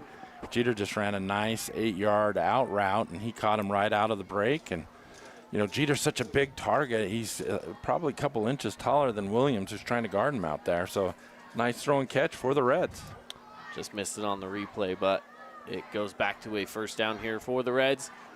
Well inside of Flyer territory, down to the 33. A handoff, or excuse me, what I thought was a handoff. It was a good keeper by the quarterback, but no gain on the play. Yeah, I think he would have been better off handing it to Elliott that time because he got stopped for a yard loss. But there was some pretty good deception up there. It's got to be hard in that quarterback position to not get a little greedy when you just went and gained 8. Now you're thinking, I did it once, why can't I do it again? Especially that sophomore quarterback, you don't mind being the hero in front of those juniors and seniors. Well, you take a hit like that, that'll remind you what it's all about. That's true. On 2nd and 11 here for the Reds. And again, they love this formation. This is the 3rd time in a row I'm seeing this formation line up for them. Now let's switch it up a little bit. They bring Traden Elliott over to the right side. Rolling out, looking to go deep to the end zone, swatted away. Defense getting a paw on it. Boy, that was a great play by Daylor Ekins, number 22 on the coverage. Oh, it looks like we might have a hold, though. They're going to call him for a holding penalty, Caden. So that's going to be another 10 yards for the Reds. Let's see, do we have that on the replay? So you throw it back there here. It is thrown way back there. Yeah, the on hold, the route running it, yeah. The hold was about 20 yards before the ball landed. So some of the home folks not too happy with it, but it's going to bring it up to 2nd down and just a yard now. 2nd and a yard. With 1:26 left to go in the first half of play here. Well, you think about it, Ken. If Cedar can score right here before going into the half, they get the ball back at halftime. They could get some momentum out of this thing. I believe Cedar received the ball to start the game. Oh, you're right. Yeah. You're right. Kelling again, going to Jeter. And nearly intercepted over there by Carter Vanlin. Yeah, that time Jeter became the defender as the ball was underthrown, or Jeter tried to take the underneath route path to the ball, and it looks like Vanlin almost could have come up with that, but Jeter knocked it away at the last second. 3rd and 1, and again, this is where I wish they would just line up under center, push it through, get your first down. You still got plenty of time left on the clock. Well, yeah, and the clock stops too once you in high school and you get a first down. So I don't know why they don't do it, but they don't. Yeah, you'd think it would make a little more sense to do it, but go handoff up the middle with room to run. He's still pushing forward. It's a first down and more down to the 11-yard line. Boy, that was a great hard run by Elliott that time. He found a little crease off of the guard in the center, put on a spin move after getting hit, picked up another 4 yards. So they're into what, the 11-yard line, Caden, first down. Not quite 1st and goal. With 1:02 left to go, it's a rush up the middle and no gain on the play. Well, again, they're utilizing the clock, and we're down to 54, 53 seconds now. And got a couple Cedar of takes yards. another timeout.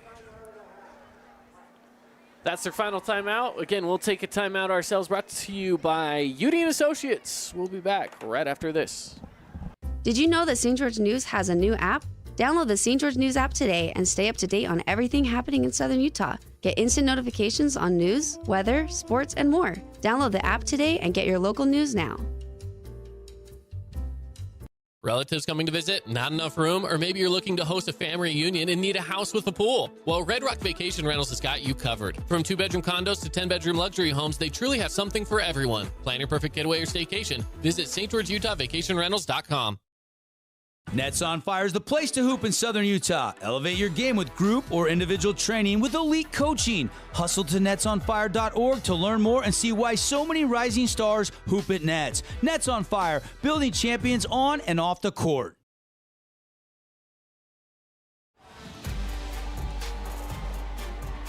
.53 seconds left to go here. The score 14-6 with the Flyers on top. Reds with the ball, though, down at the 11-yard line. It's a 2nd and 10.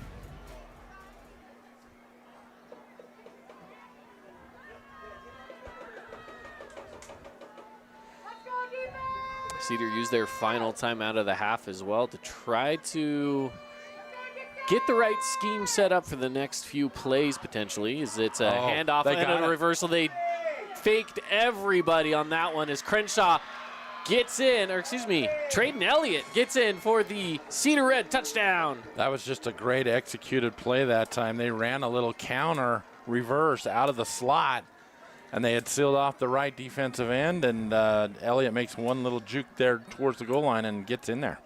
Elliott, again, he read the block as well from JT Jeter. Got it in there with 44 seconds left to go. And I was wondering if they're going to go for it here, and they will, to try to tie it up before halftime. Boy, you're almost too early in the game to be chasing points. Just kick it, in my opinion. But I'm old school, Caden. And they're going to go to the end zone, and it is caught. JT Jeter with the extra 2 points. Well, that's why you do it right there. Tie it up here, going into 40 seconds left in the half. What a great throw. That's a great play from the Reds. JT just went up and out-battled, it looked like, number 3, Carter Van Leeuwen, for the ball. And so just like that, folks, we're knotted up at 14 apiece. That's exactly right. Extra points brought to you by Findlay Subaru. You can go check out their great deals at findlaysubaru.com.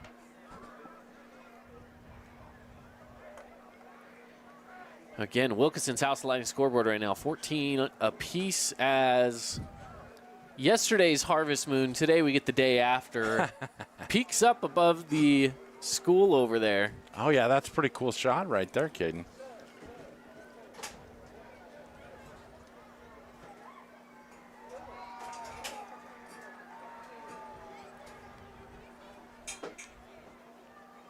And the Reds will get ready to kick this one away. Jacob Jenkins here to kick this one off.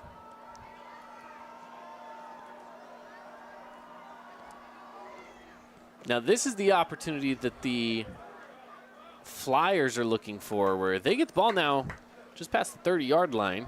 Yeah, a little surprised that they pooched it. I mean, unless they were trying to get somebody in there to get that, you know, in between that first line and the back players. But only 1 second goes off the clock, and Dixie gets great field position. A little shocked by that one. Of course, they didn't want to, after the last return by Rand Sawyer, they didn't want to give him a chance to run that one back. Don't give him that chance. He probably would have ran it back to where the ball is now anyway, so. It's a good point. Not a bad spot. The only problem was you would have had more time run off the clock had that happened, as Sawyer takes off up the middle, gets the first down plus a handful of extra yards. Well, he gets about 16 yards, 17 yards on that run right there, and only 6-7 seconds off the clock. The clock continues to tick down. 30 seconds left to go here in this half. It's a handoff again, moving forward and taken down after a gain of 5. And a timeout will be taken by the Flyers. Yeah, that time it was Junior Coughlin coming into the short side of the field, and A lot better executed that time by the Cedar defense, shutting it down after about 5-yard gain. Want to thank some of our sponsors for tonight's ball game. With Scooter's Coffee out in Hurricane. Maybe the Tigers need a little bit of that, wake themselves up for this game out there. They're struggling in this one today. They need to get Scooters on the sideline. They need some Scooters. Yeah, put it in some IV bags or something. I don't know. Get them woken up out there. But they are facing one of the top teams in the state in the Crimson Cliffs Mustangs tonight out there in Hurricane. Well, you knew it was a tough stretch for them to be able to compete with Crimson. Crimson, as you mentioned, they're one of the top teams in 4A. They are the best team in our region down here in Region 9. And, with Hurricane, unfortunately, playing a lot of young sophomores getting their teeth cut out there, it's going to be a rough night. It's been a little rough tonight. We'll go over it in our Rally Stop halftime show coming up here in 24 seconds of gameplay. As Truman looks to pass, goes up with it, and incomplete. Boy, that was intended for number 11. That was for David Barchi, and that was about a foot too high. Truman's got to get that ball down. Even if that ball comes down and he gets it around his fingertips, if he gets hit and that ball goes straight in the air, you're setting yourself up for an interception. He's got to get that down so he can get it, about head to chest level so he can do something with it after he catches it.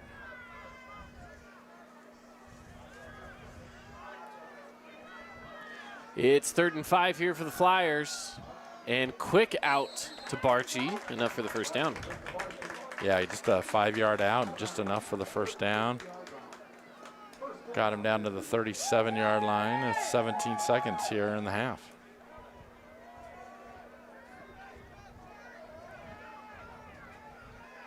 Looking to pass again, this time again outside to Barchi, and it's a gain of about 7. Well, good job by the Flyer offense. They're just taking what Cedar's defense is giving them. They're laying off, giving them 5-6 yards a pop. Looks like from our stats, they've only attempted, Dixie has 1 field goal on the year from what I've got. So at least that they've converted, at least that I can see. 13 seconds left. They got enough time for one more good play here, and then they need to decide what they're going to do with it as it goes out to Coughlin, but it's overthrown.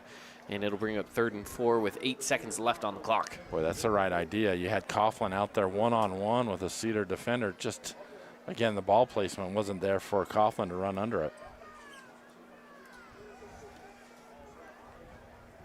Well, if you're Dixie now, you got to save you got to be smart with this play. You can't run anything short of the first down marker because they do have a timeout. I was going to say you only got 8 seconds, though. They don't want an extended play here or they'll end the half. On 3rd down, low snap on the ground. And the outlet pass is caught. It was just enough for the first down. And they do move the chains. They move the chains. I guess it doesn't matter too much. You only have time for one play anyway. Yeah, it looks like they're going to bring the field goal team in to try to add some points here right at halftime. So. And Bibiano Vargas is a really good kicker. He's one of these that I would trust in this scenario to try to get it through the uprights. Well, and he returns from last year where he had a lot of experience last year. So yeah. This will be a 44-yarder. Yeah, this will be a lengthy one. So snap is away, and the kick is no good. It goes wide. Wow. Had plenty of leg, which you don't normally see, a 45-yarder for a high school kid, but he had plenty of leg, just a little wide right. So just like that, Caden, we're at half. That's right. We're at halftime. We'll be back with the Rally Stop halftime show when we return here on the Fan Sports Network. Stick around. Check out this week's edition of TGIF on stgeorgenews.com. TGIF is your weekend adventure guide to all the fun and exciting things going on in Southern Utah this weekend. Find this week's edition at stgeorgenews.com and click the shows on the menu tab. Have a blast this weekend.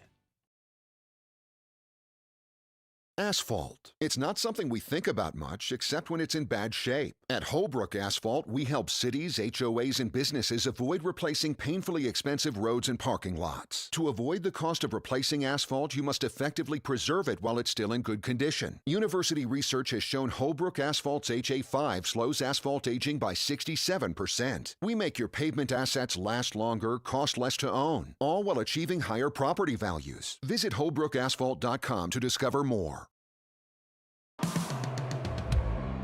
Inspired design.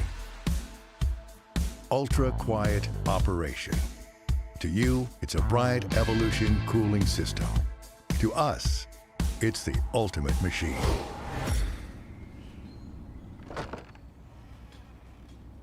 All set. For the dealer nearest you, visit Bryant.com. Need an appliance or two? AWP's got you. Check out the remodeled expansive showroom, highlighting the cafe series with colors like matte black, matte white, and modern glass. Make your kitchen stand out. Come see the local boys at AWP across the freeway from the Bloomington Walmart.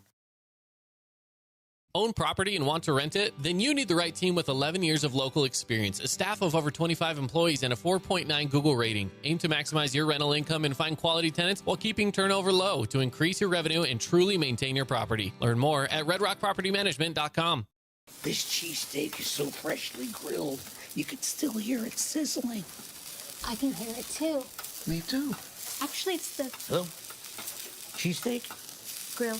Grilled right in front of you. It's a Jersey Mike's thing. House of Jump is Southern Utah's only indoor trampoline park and your only place to jump, dunk, and dodge.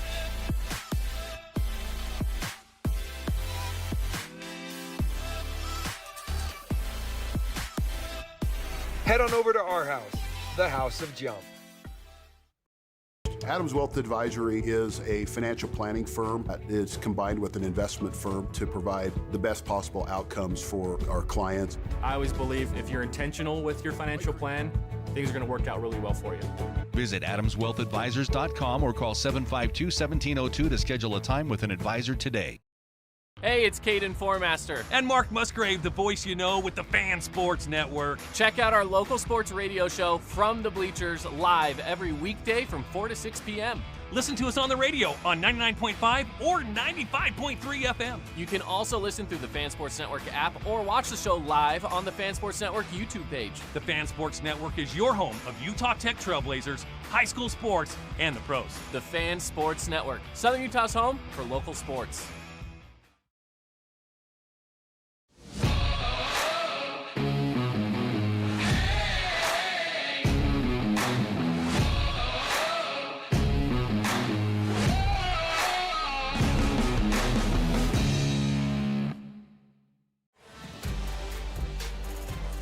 Welcome back into the Boulevard Home Game of the Week over here at Flyer Field, Walbrooks Stadium.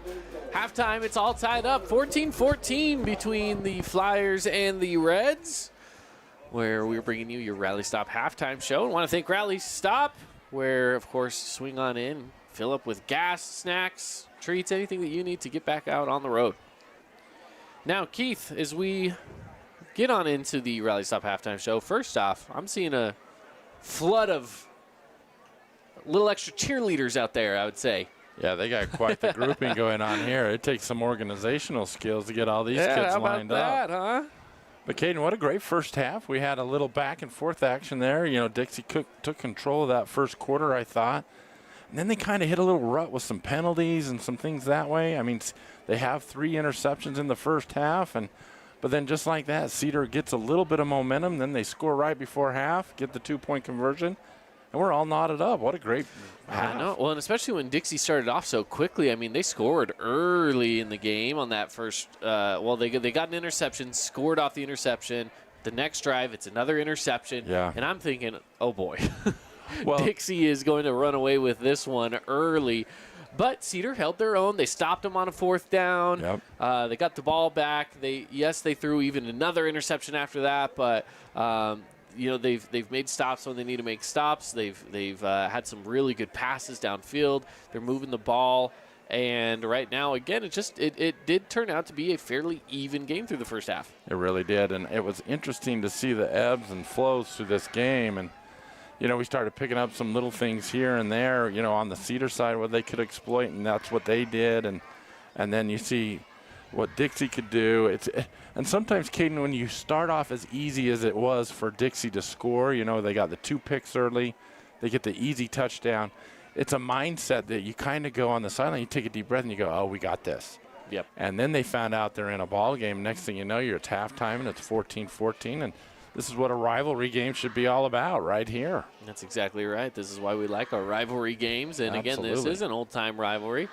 And glad to see the Dixie crowd has shown up for it. It's kind of standing room only out there right now, and kind of cool to see that on the Dixie sideline. The Cedar sideline as well. Yeah, they have to travel a little bit further. There's a good amount of crowd over there. When it first started, I didn't think it was pretty sparse over there. It's pretty sparse. They've filled in a little bit more. Some family and friends have traveled on over from Iron County.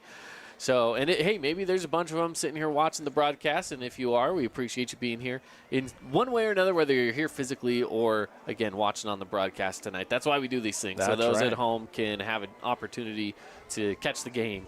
So, again, we appreciate you joining us on the Rally Stop Halftime Show. Again, right now, tied up 14 apiece. Talking about Dixie through the first half. Again, the defense has been able to do a lot of really good things. They stopped a drive on a 4th down, 3 interceptions. As far as the defense goes, they're doing a lot of things right. A batted down pass in the end zone that could have been a touchdown. Granted, that drive did lead to a touchdown, but still, they're making hustle plays. Yeah, and they've gotten, one thing I picked up in that first half is they've gotten good pressure by sending 4 guys in that first half. I mean, Kelling's been under pressure quite a bit. And, so they've done a decent job that way. I thought that, they got good pressure. They've made stops when they needed to. The tackling's been there. They've just been exploited on the outside, and they only had a single high safety. My guess is they'll go in and they'll probably correct that and go to more cover 2 where they get more double coverage, some extra help, but deep in the field. But other than that, I thought the defense has done really well. The offense has just kind of sputtered up and down and haven't really gotten much continuity going. The offense has been a little ebb and flow. As far as Wyatt Truman's concerned, he has not thrown any interceptions. Yeah. But on the flip side of that, there haven't been too many completions. This last drive will probably bump that number up a little bit. There were some good out routes that kept the ball in the receiver's hands. So that'll help out a little bit on that statistic. But, you're right. The offense have just been a little, it's ebbing and flowing right now. Yeah. And even for Cedar, that's kind of been the case, Cedar, we talked about this in the pregame show. They're really comfortable going for the deep ball. They don't mind. Here's the problem with that. It has resulted in 3 picks. Yeah. It's resulted in some passes being overthrown, out of reach. Could there have been something that's a little more in play? Maybe. You don't always have to go for that receiver going deep on the one-on-one coverage. Yeah. But there have also been the few cases tonight where it has worked, and they have found that receiver downfield, and they do gain big chunks of yardage. So it is a toss-up. It's a gamble. You just have to decide whether that gamble is or is not playing out in your favor. Yeah, you're absolutely right. And one thing we've seen, Caden, not only this year but in years past, if the game's close and Dixie's playing in it, they're not concerned about that. They know how to play in close games. Cedar, and I'll say this, they know how to play in close games and come out ahead and win. Cedar's been in a lot of close games this year, but they haven't won them all. Yeah, whereas Dixie's used to pulling those out. So it's going to be really a great second half to see who makes just enough adjustments, who's going to be gritty enough to make the big play and come out with the victory, here tonight. So it's going to be a great second half. It is. I'm super excited for this second half. And coming up in our Rally Stop Halftime Show, we're going to continue on with our Nets on Fire score updates from across the region. We'll take a quick break, and when we come back, let's take a look across the Region 9, see how everyone else is doing tonight. We'll be back with more here on the Fan Sports Network. Stick around. You could wander around a warehouse store forever and never find the one thing that could make all the difference. A helpful face? Now that's something to consider. Everything your local Bucks A stands for is written on our faces. Welcoming, neighborly, knowledgeable. When you're in need of a helpful face, visit one of our 3 Southern Utah locations. Asphalt. It's not something we think about much except when it's in bad shape. At Holbrook Asphalt, we help cities, HOAs, and businesses avoid replacing painfully expensive roads and parking lots. To avoid the cost of replacing asphalt, you must effectively preserve it while it's still in good condition. University research has shown Holbrook Asphalt's HA5 slows asphalt aging by 67%. We make your pavement assets last longer, cost less to own, all while achieving higher property values. Visit holbrookasphalt.com to discover more. Inspired design. Ultra quiet operation. To you, it's a Bride Evolution cooling system. To us, it's the ultimate machine.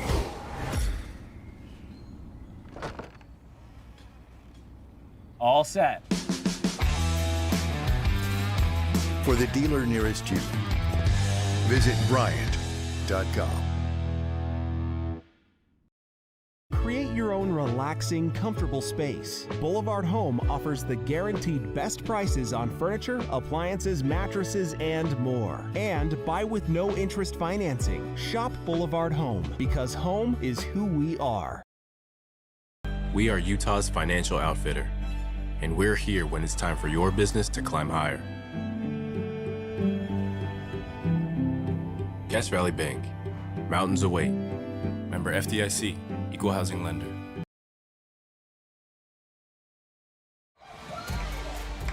Kick for cash going on out there on the field right now.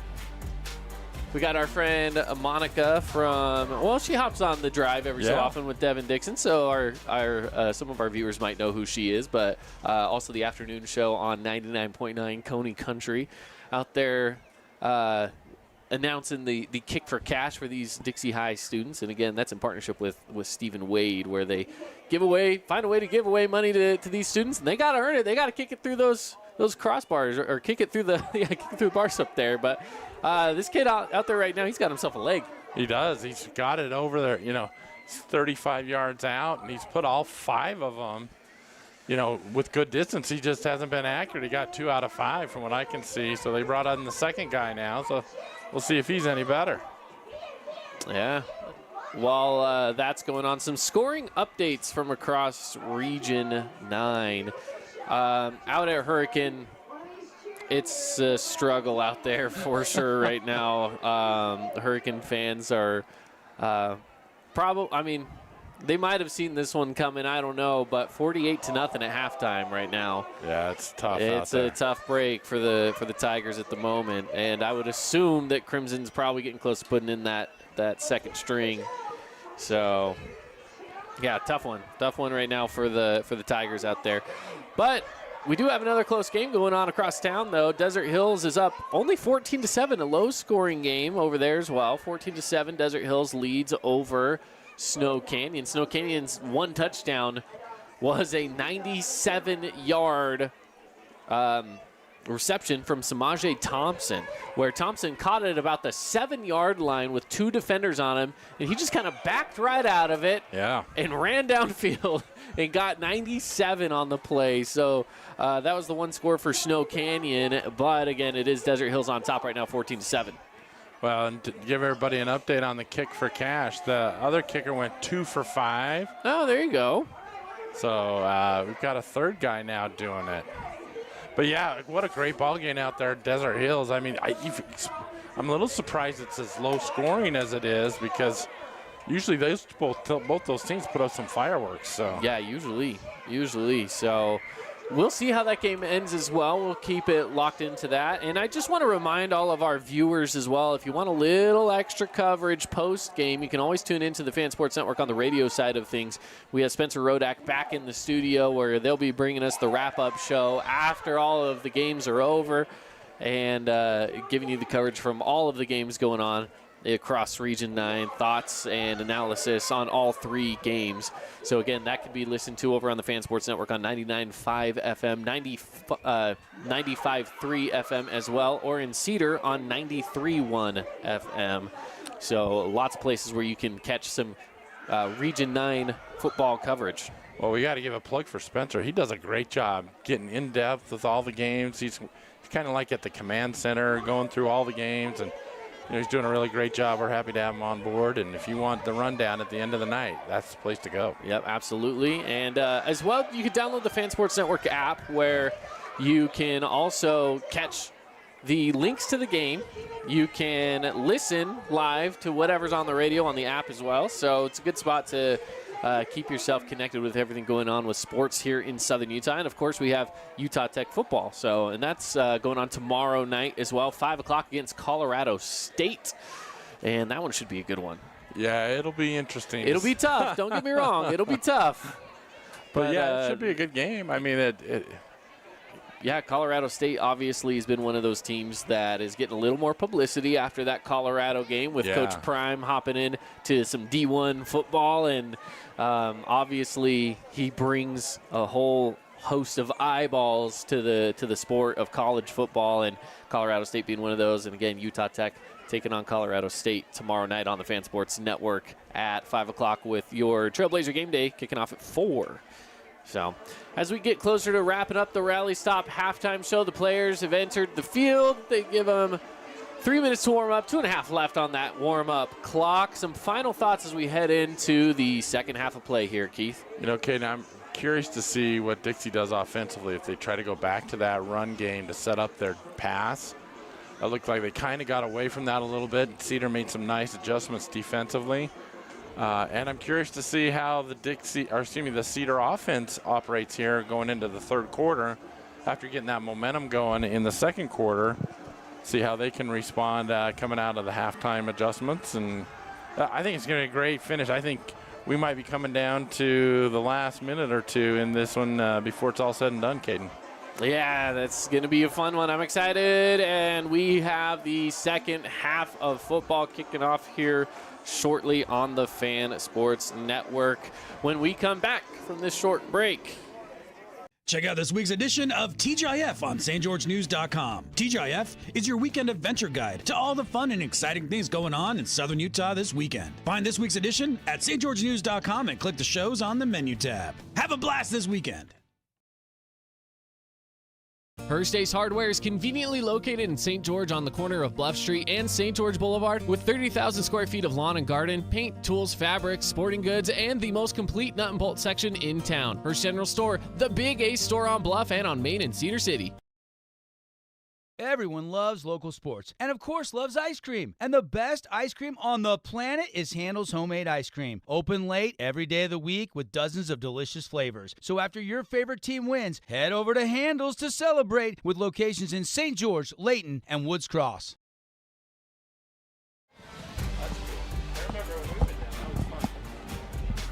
Welcome back in here as we wrap up halftime from Flyer Field. Scores tied up still at 14-14 as we head into the third quarter. And again, this is the close game of the night for sure, but there's a game across town that's only a one-score game in Desert Hills and Snow Canyon. So we've got a few good games going on here tonight. Yeah, it's that's the thing about Region 9. You usually get most of the games are very close, very competitive. The kids are used to playing against each other through Little League, and so they know what each other's tendencies usually are, and that's what makes it such a fun region to cover. Absolutely. The Reds getting ready to kick off here to the Flyers. And we will get the second half underway here shortly. Again, not quite a full moon tonight as the moon rises up over the school, but we had the full moon yesterday still, though. Makes it a nice, bright night here in southern Utah. It's pretty stunning just to take a look at that thing, and as light as it is out there. Curious, Caden, if they'd try that little pooch kick again like they did towards the end of the second half, or first half there. Well, we need to see if that was intended or not. Yeah. As the kickoff is underway, and this one looks to be a pretty good boot on it. Picked up at the 10-yard line, 9-yard line by was that Ransoy or Bennett? That's Bennett. Bennett, yep. And he goes out of bounds. A little bit of a late hit, but no call on it. Just a little tab saying, hey, I'm here. Just a reminder coming out of the half. That was number 80 for Cedar.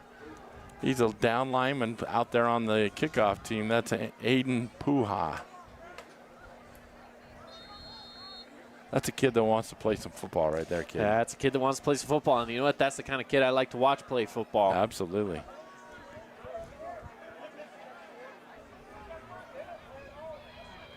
And the Flyers offense underway. This goes to Barban on the sideline. He makes a move and falls forward for a gain of a few. Give him 5 on it. That's almost how they were dinking and dunking right there towards the end of the first half. And looks like they come out and said, hey, we're going to take that shot until they take it away from us.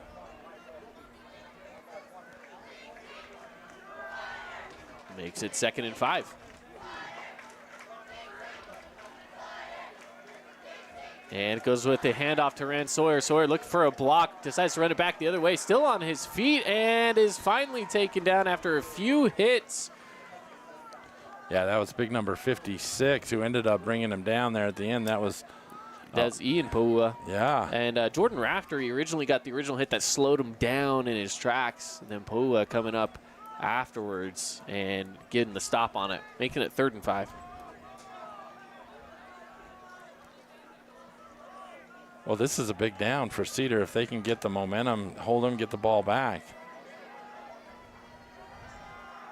Looking to pass downfield. In the middle, got him! They won't catch him, Caden. Past the 20, the 10, and in for the Flyer touchdown. Rand Sawyer from one end to the other. Boy, what a great play call that time as they hit Sawyer just running a seam route right up the middle, and he's got too much speed. They just can't cover him. I'm a little surprised they didn't have safety help over the back, or maybe Ammon York just got beat on the coverage, and he turned the Jets on literally. Jason Bombay Equity Home Loans long bomb of the game. Check out Jason Baum. He can help you with your home loan needs over at baumloans.com. But that almost looked like their first score of the night when they hit that big one to Barban. The extra point is good. And now the Flyers up on top quickly here to start the second half. 21-14. We'll step aside. More when we return here on the Fan Sports Network. Did you know that St. George News has a new app? Download the St. George News app today and stay up to date on everything happening in Southern Utah. Get instant notifications on news, weather, sports, and more. Download the app today and get your local news now. You could wander around a warehouse store forever and never find the one thing that could make all the difference. A helpful face? Now that's something to consider. Everything your local Bucks A stands for is written on our faces. Welcoming, neighborly, knowledgeable. When you're in need of a helpful face, visit one of our 3 Southern Utah locations. 21-14, Flyers lead here as they will again kick off to the Reds. Boy, Ken, didn't take long for Dixie to respond coming out of the half, just under 2 minutes, and they're on the board and kind of took that momentum right back. And the kick is away. Picked up at the 1. Nope, steps in the back. Elliott was trying not to hit that goal line, but just got a heel on it as he caught the ball and so to get it out at the 20. There's a look back again at that last touchdown from the Flyers. Again, a big, long pass from the Flyers to get in for the score. Well, again, it's the play call at the time of the defensive call where they just had no safety help over the top, and a well-executed pass.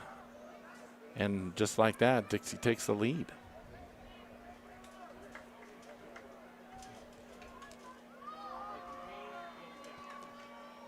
Cedar set up in the gun. Man in motion. It's going to be a handoff to Elliott. Elliott cuts up past the 20, spins around down to the 25, and will step out of bounds after about a gain of 5. Boy, that's good running by Elliott. He kind of slipped out of 2 tackles and then just slipped out of bounds, avoiding a big hit. Picked up about 5.5 yards.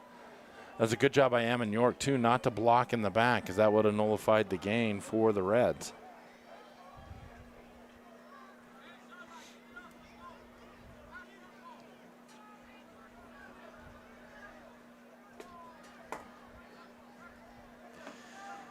And it makes it second down here.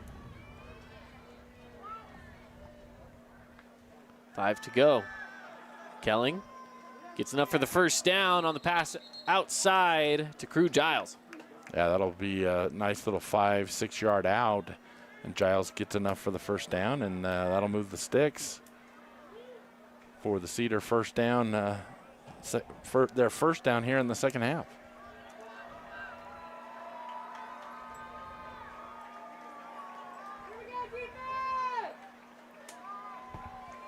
And a fresh set of downs here for the Reds. And the snap, looking to pass again. It's Ammon York this time, and he falls forward. But it's a gain of about 7, maybe 6. Yeah, that's, again, it's the same play that they ran last time. They do a 5-yard out, and then Ammon York just fell forward for a couple more, so gave him about 7 yards, as you mentioned. Looks like they're saying, hey, if you're going to give it to us similar to what Dixie was doing, then we'll just keep taking it. Running that play. Again, set up in the same formation. This time they send Giles in motion. He takes the handoff, sweeping across that far side, cuts forward. He'll fall forward and pick up the first down. Yeah, that was a good job by Giles, just finding a crease big enough for him to fit through, and he's got a first down. He got a key block out there on the outside by Elliott, just get clear enough space for him to get through there. And they'll keep the chains moving. Sets up a Red Rock Real Estate first down.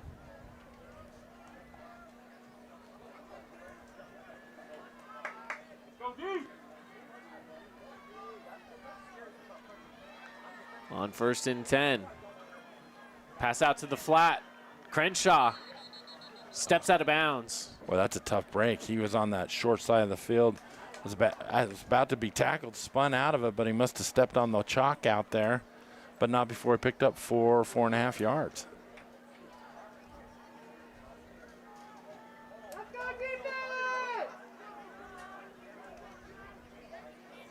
Seen a whole different side of the offense from the second quarter on so far for the Reds, which they seem a little more, comfortable in control of what they're wanting to do.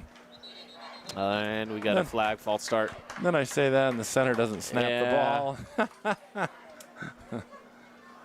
That's what I get for opening my mouth. Yeah, shouldn't have talked, huh?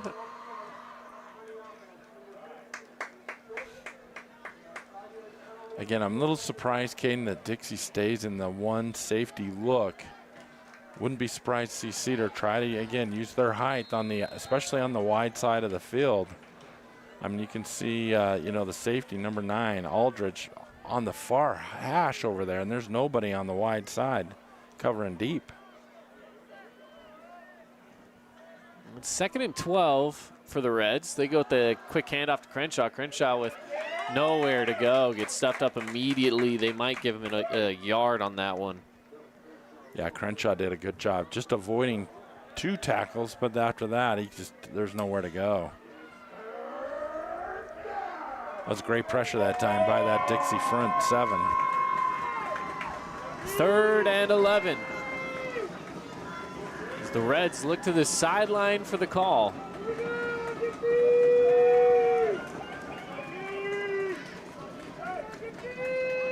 Elliott was set up on one side, moves to the other, throws 2 receivers on either side of that offensive line.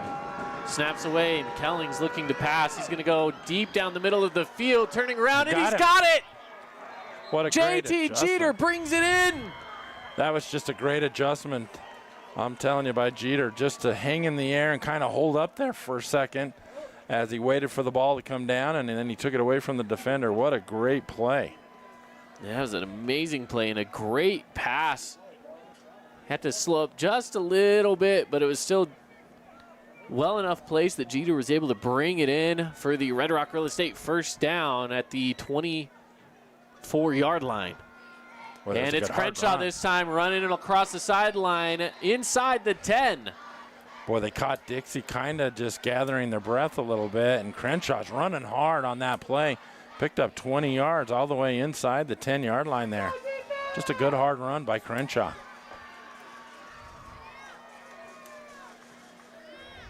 First and goal from the 9. From the 8. Excuse me. In motion. It's a handoff. Elliott taking it past the 7 into the 5, and he's taken down at around the 6. Yeah, they strung it out really nice. Dixie did that time, not giving him much of a crease to squeeze through there. So Elliott just had to pick up what he could. Got a couple of yards, so it'll be on the 6-yard line now, 2nd and goal.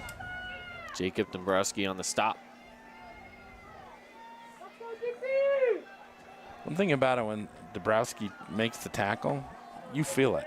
You can see him really lay the lumber. You can see he definitely puts you down in the turf. Yeah. He's not going to set you down gently. Kelly going to pass to the corner of the end zone, overthrown, intended for Ammon York. Boy, if he could have just laid that up high rather than trying to go back corner. They've got a 3-4 inch difference between the corner and Ammon York there. A little surprised they didn't try to exploit that one a little better. This is a tough position to be in for the passing game, just because you're not giving your receivers a lot of room to run routes when you're that close into the end zone. Makes plays like that a little more difficult to pull off. Well, I'd like to see him do a little more creative, moving guys around, maybe crossing them up throw someone in motion here. Yeah. And again, they're going for the passing play across the middle, nobody home. Yeah, again, I'm not sure what, Kelling's reading there, but that was way out in front of Elliott. Didn't really give him much of a chance to get to that ball, and I don't know. Interesting play call. Yeah, interesting indeed. They'll come out with the field goal unit here. Well, and on the year we got Cedar. They've kicked a field goal that I have down in the stats here. So this is number 36, Jacob Jenkins. He's got 22 points on the year. Remember, they bobbled the snap last time, Caden. That's true. The snap is good. It might have got a paw on it. It's no good. We got some extracurriculars afterwards, Caden. I don't know. Hang on. You got a penalty flag down. That's true. But if it's after the play, if the flags are after the play, then it'll still be Dixie ball. It'll just be backing it up against their own end zone a little bit more. Boy, it almost looked like Junior Coughlin got off that left side really cleanly and really quickly. I don't know if it was a bang play, but he must have been, he must have been on side when it went through. So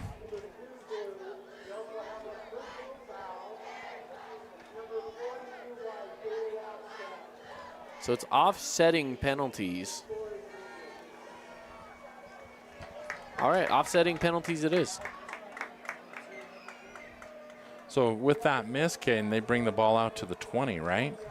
In high school? Yes. If you kick a field goal from within the 20, then they just start it over. It's a touchback. I think if you kick a field goal regardless and you miss it, it's a touchback.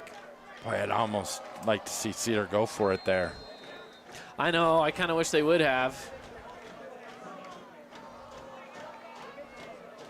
And it's a quick run up the middle for a gain of 5. Yeah, just a hat on a hat, and they're trying to find a hole as they try to squeeze through there. That was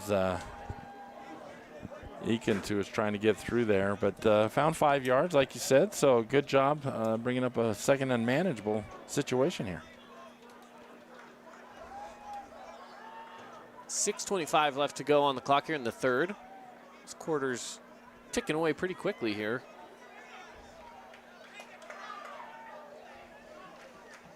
Pass out into the backfield. It's Coughlin. Coughlin spins around, pushes forward. He gets 4 yards on the play. I like that play call because it gives the ball to Coughlin in some space where he can use his athleticism and make people miss. And he's able to get he's coming off gingerly, though, Caden. That could be a problem.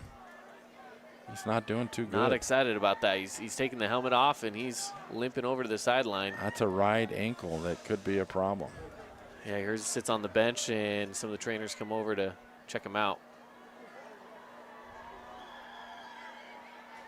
Well, 3rd and inches. That could be a tough break for the Flyers, losing Junior Coughlin. And this time it's a handoff up the middle. Plenty of room to run. Gain of about 5 for the first down. Yeah, Silas Russell just goes off that right side, right off behind big 77. That's behind Kimo Lapati. And I would follow him, too. He's like a Mack truck getting off the ball. He's a big boy, isn't he? Yeah, big kid. He certainly could play at that next level. Pass over to Barbin. Barbin with a block. Gets out to the 42. Yeah, nice job. Just a little 5-yard stop pattern. Gets a nice little block from number 5, Lucido Bennett.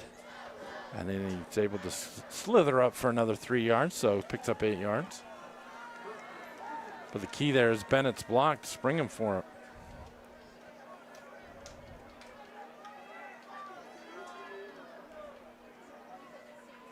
On 2nd down and 3 to go. Keeping it himself is Truman. Truman with the lane, past the 50. He's got blockers, down to the 40 and the 30. He's going on. He's got someone on his back, pulls him down to the 20. Evan York on the stop, but not after the massive gain from the Flyers quarterback. We haven't seen the quarterback keep very often tonight, and just like that, they pull it out of the playbook and surprises the Cedar defense, and what a huge pickup. Again, they're going off that right side of the Dixie Flyer line. They're doing a nice job on that side, getting some big holes up there.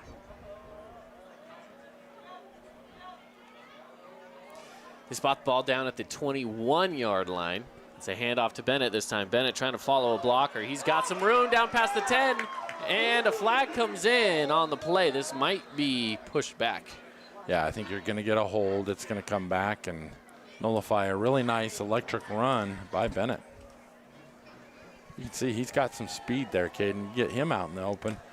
That's the thing with Dixie. They got some guys that can really fly. Oh, yeah. Yeah, Dixie's moving back. I mean, you got Barbin who can fly. You got Coughlin who can fly. You got Bennett who can fly. They got some really good speed on the outside there. Silas Russell's a good quick back.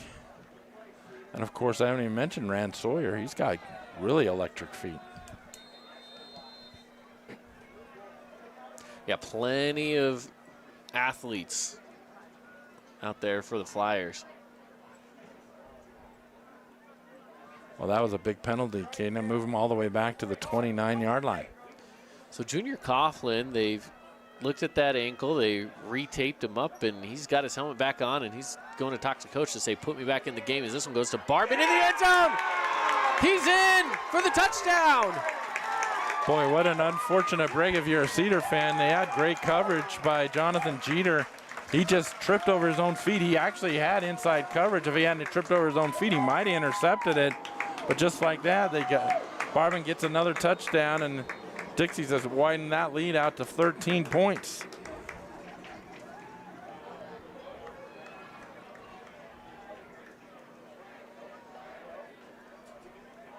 The extra point coming, brought to you by Findlay Subaru. And it is good. The Flyers on top, 28-14 now with 3:34 left to go in the third quarter on the Fan Sports Network.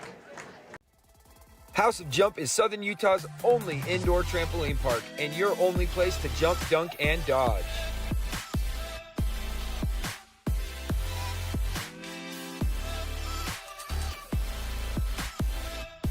Head on over to our house, the House of Jump.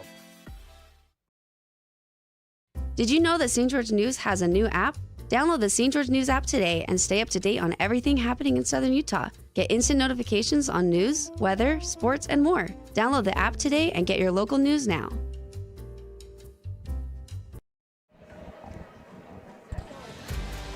Welcome back in here. It's 28-14 where the Flyers lead and are getting ready to kick off to the Reds. Just when we thought this game was close and interesting, they push it up 2 scores on us quickly here in the third quarter. Yeah. Looks like a score update across town, Caden. 17-14 now for Desert Hills. Still a close one over there, as this one's brought out to the 25-yard line.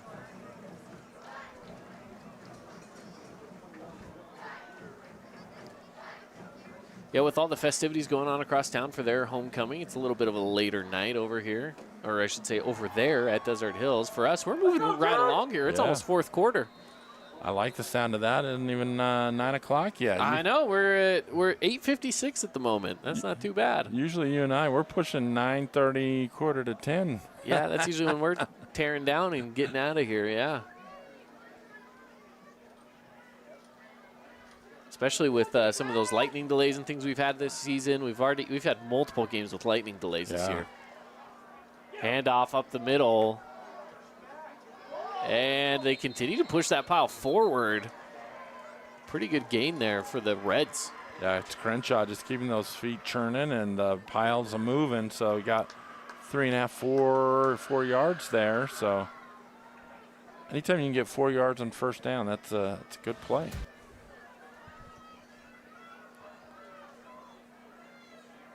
It does bring up second down at the 29-yard line.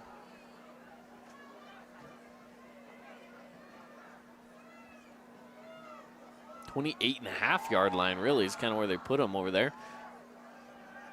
Pass out to the flat. He's going to be taken down for a loss as Crenshaw, who stays on his feet, but again, not enough there to go. He loses 2 yards on the play. Yeah, Rand Sawyer, he read that play all the way, was right there waiting for him. First guy to stick him, then there was a few other guys flying up there, so a loss of 2 yards. So 3rd and long here for the Reds. They really need a first down in a bad way. Especially this far back in Flyer territory.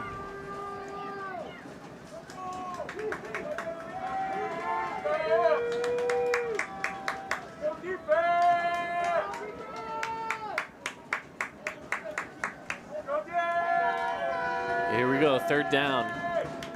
Kelling looking to pass. Goes across the middle, first down and a lot more. Is Trayden Elliott past the 50, and he'll go down around the 48-yard line. Boy, that was a great throw that time by Kelling.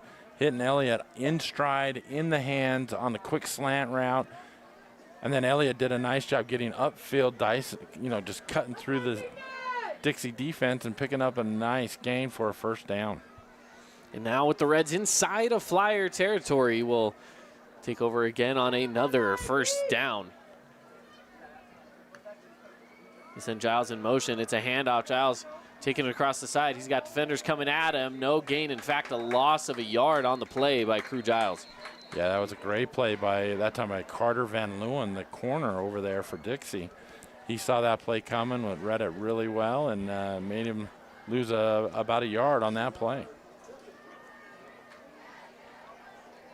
You can't run the same play that Dixie runs 900 times. And expect them to not stop it. I know. You know, Dixie's, I'll say this, I'm a little more proud of them. They've switched it up a little bit more on us tonight. They haven't ran that sweep. Nearly as much, yeah. They'll run it from one side to the other side to the other side. You know, they'll just weave their way back and forth down the field, getting 8, 9, 10 more yards at a time. Haven't done so much tonight. As Kelling airs it out, it's Ammon York at the 10. He's in for a touchdown, but a flag on the play. Okay, now I don't know if it's going to be offensive. It might be an offensive pass interference. But there was a little hand grabbing going on. Again, I'm not surprised. There's no deep safety on the wide side of the field, and they finally exploited it. Curious to see what the call is. They're moving the teams up. Looks like they're calling. It's going to be on Dixie, so that'll be a touchdown for the Cedar Reds.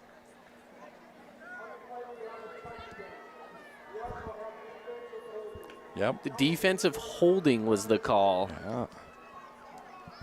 And that's the thing. Again, the replay doesn't show it very well. In real time down there, the defender, again, kind of holding back on Ammon York. York was able to break and that's away. what looked like maybe the offensive pass interference because he pushed out of the hold. That's true. And so the ref gave the receiver the benefit of the doubt on that one. Well, just like that, Cedar claws right back in it as the point after is good. Yeah, makes it 28-21 here in the third quarter. Only 34 seconds left to go in the third quarter. And we'll keep it right here. Want to thank some of our amazing sponsors for tonight's ball game, bringing you the action. Tonight, of course, we have Cache Valley Bank, Mountains 08, Nets on Fire. Of course, Hoop It Nets with individual training camps and more. You can visit them at netsonfire.org.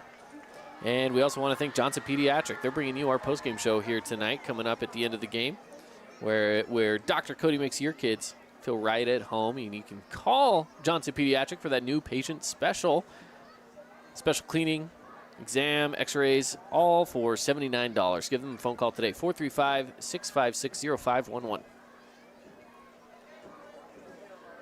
Well, that's a big play for Cedar City, being able to get right back into this ballgame before we head into the fourth quarter. I was watching some of the defenders for Dixie come in, and they're a little frustrated as they hit the bench area over here, not wanting to give up that 14-point lead.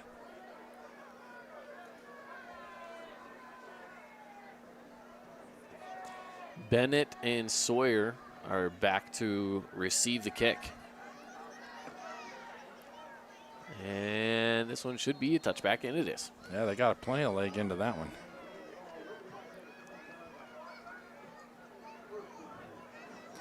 So bring it right back on out to the 20-yard line, and we'll start over again.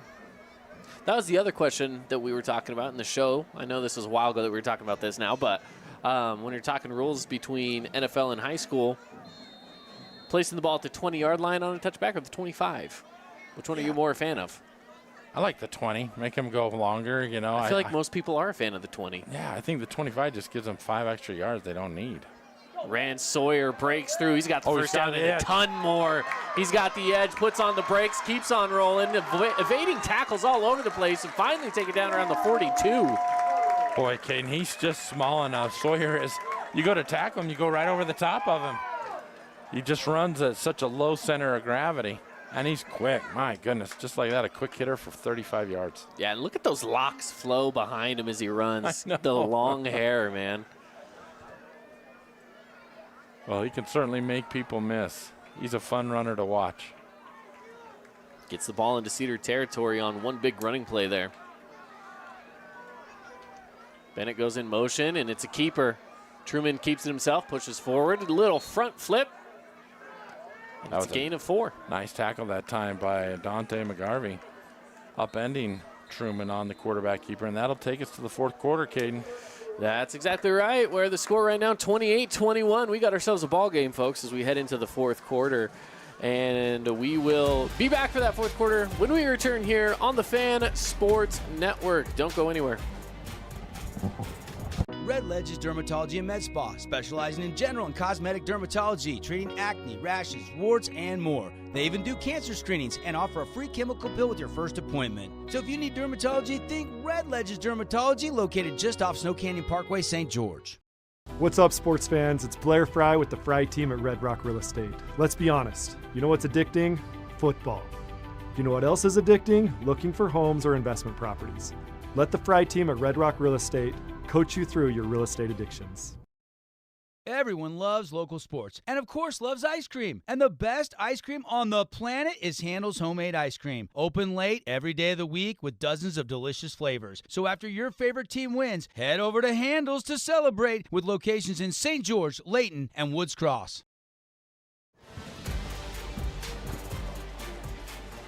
It's the start of the fourth quarter over here at Flyer Field Dixie High School in Walt Brooks Stadium. Caden Formaster here with Keith Curtis on your broadcast tonight. And it's a handoff to Bennett. Bennett has some room and falls forward for the first down and about 3 yards extra. Yeah, that was just a nice run by Bennett. He saw a little crease as he was going to the wide side, planted his left foot, and got upfield for a 10-yard gain. So nice pickup to start this quarter. And looks like injury timeout out there, yep. That unfortunately is for number 52. He's the middle linebacker. That's just Jordan Rafferty. And that's definitely one guy you don't want to see go down, as he tried to get back up and went right back down to the turf. He's a big key to this defense here for the Reds. Yeah, he really is. If they lose him, that's a big, like you mentioned. He's got close to 30 tackles on the year. They got him back up, and he's running back to the sideline. That's a good sign. That's good.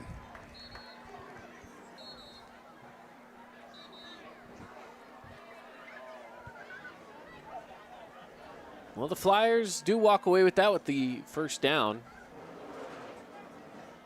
Brought to you by Red Rock Real Estate.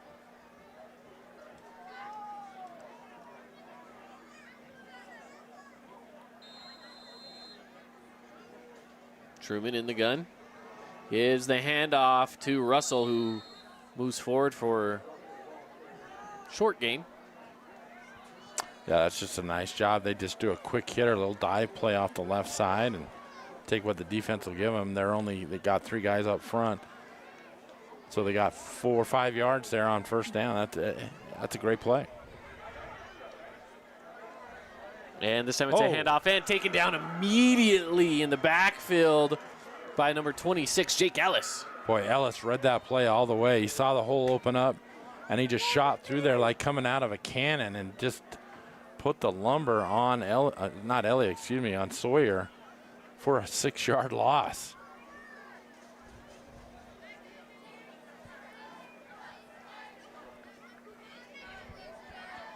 Third down for the Flyers now as they've been backed up to the 29-yard line, and Dixie will take a timeout here to try to figure out their options. They want to get that 2-score lead back up on top here with the fourth quarter ticking down. 10:55 left to go on the clock when we come back on the Fan Sports Network. Adams Wealth Advisory is a financial planning firm that is combined with an investment firm to provide the best possible outcomes for our clients. I always believe if you're intentional with your financial plan, things are going to work out really well for you. Visit AdamsWealthAdvisors.com or call 752-1702 to schedule a time with an advisor today.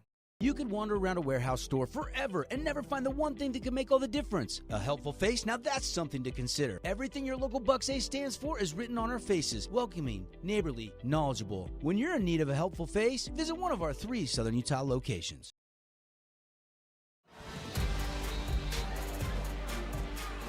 (28-21) here after that Flyer timeout. Keith, you got a score update, not from Region 10, but a score update from BYU. Yeah, this is from Provo. BYU got an interception return for a touchdown. They're up 7-0 on Cincinnati. A little Cougar pick 6. Yeah.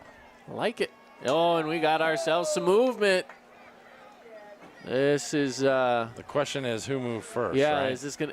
A lot of the defense moved. I would not be surprised if this goes against the Flyers, but we'll see. Oh no! Oh, it goes against the Reds. Boy, it's a big down. That's a big one to lose some yards on. Yeah, it was 3rd and 11, and now that's going to make it 3rd and 6. So if you're Cedar, you don't like giving up those cheap 5 yards because they want to try to keep that field goal, if they stop them here, as long as possible.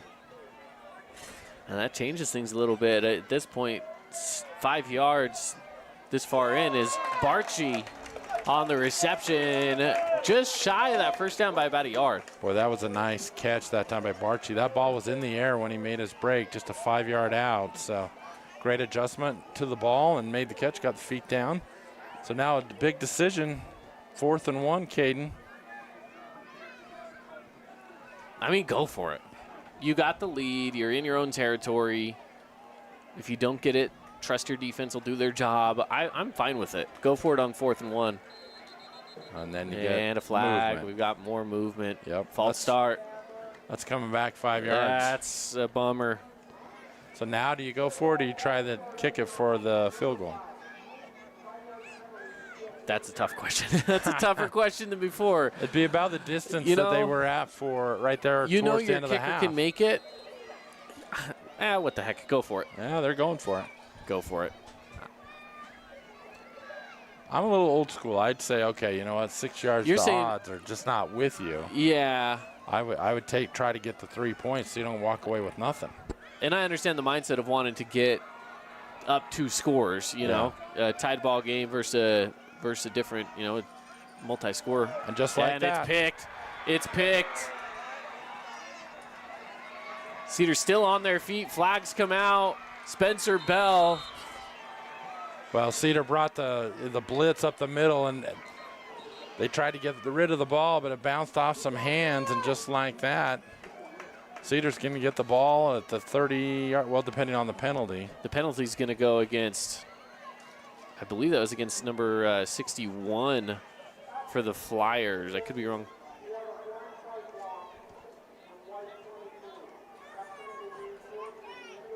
So it's against Cedar, so it's going to go back 10 yards. Oh, okay. Yeah, I just saw on the replay here. Oh, is that one on number 33? So it's like called it on blindside block. It on wasn't Justin even that Anderson. bad. Kate, I looked at it. It's not like he totally laid him out. He just kind of went to block like he was going to run behind him. Yeah, he went to block, and the kid just never turned around. Yeah. Which is, if you're a Cedar fan, a little unfortunate. But then again, you at least got the ball. It's the right and call. You get the ball, and it's a 1st and 10. So if you're the Reds, the ball is in your control right now. I think that's all you could ask for. That's true. I'll quit. You stopped him on a 4th down, so going deep with it, and is a little underthrown, incomplete. Boy, Ammon York had a step that time on Coughlin as they were going down that left sideline. Again, Caden, they're exploiting the wide side of the field. Dixie is still staying in that one single safety look, and so it gives a lot of ground to those receivers. Fortunate for the Flyers, they were able to come down with that. Well, and you notice there, Giles actually goes on an out route. He comes up and goes out. Yeah. And that gives room down the sideline for that deep gainer. For the deep ball. Yeah. And, again, that safety's moved so far over that it's a one-on-one matchup. Well, I like the idea that the Reds are going for here. Yeah, me too. This time it's a handoff up the middle to Crenshaw. Crenshaw with a gain of about 4 or 5. Yeah, that last play, Caden, again, the safety is clear over on this short side of the field hash. That's just a long ways for him to have to cover. I talk about him, that's Aldridge, the safety for Dixie. Got a lot of room he has to make up. And again, they stick with it. Again, you have Seth Morby over here as your one safety, backing everything up. You can't see him on the screen right now. He's standing at about the 35-yard line. But then it's one-on-one man coverage with your receivers over there on the side. And again, they'll go across the middle this time for the easy 1st down. That's Crew Giles. Again, that's just a quick slant route. And they do a nice job hitting him in stride. He picks up 4 or 5 yards after it and picks up the 1st down. Yeah, he evaded the, again, number 7, Colo Lynn, took off after Crenshaw, who was running over into the flat. That left an opening right there for Giles. Caden, we're not seeing the pressure that Dixie got earlier in that 1st quarter against the quarterback, and so they're starting to get some of these bigger hitters. And again, it's a handoff this time to Crenshaw. Crenshaw, nowhere to run. It'll be 2nd and 10. Yeah, that time Dixie read that one well and had about 4 or 5 guys led by number 55 coming off the bottom of the pile there. That's Noah Russell.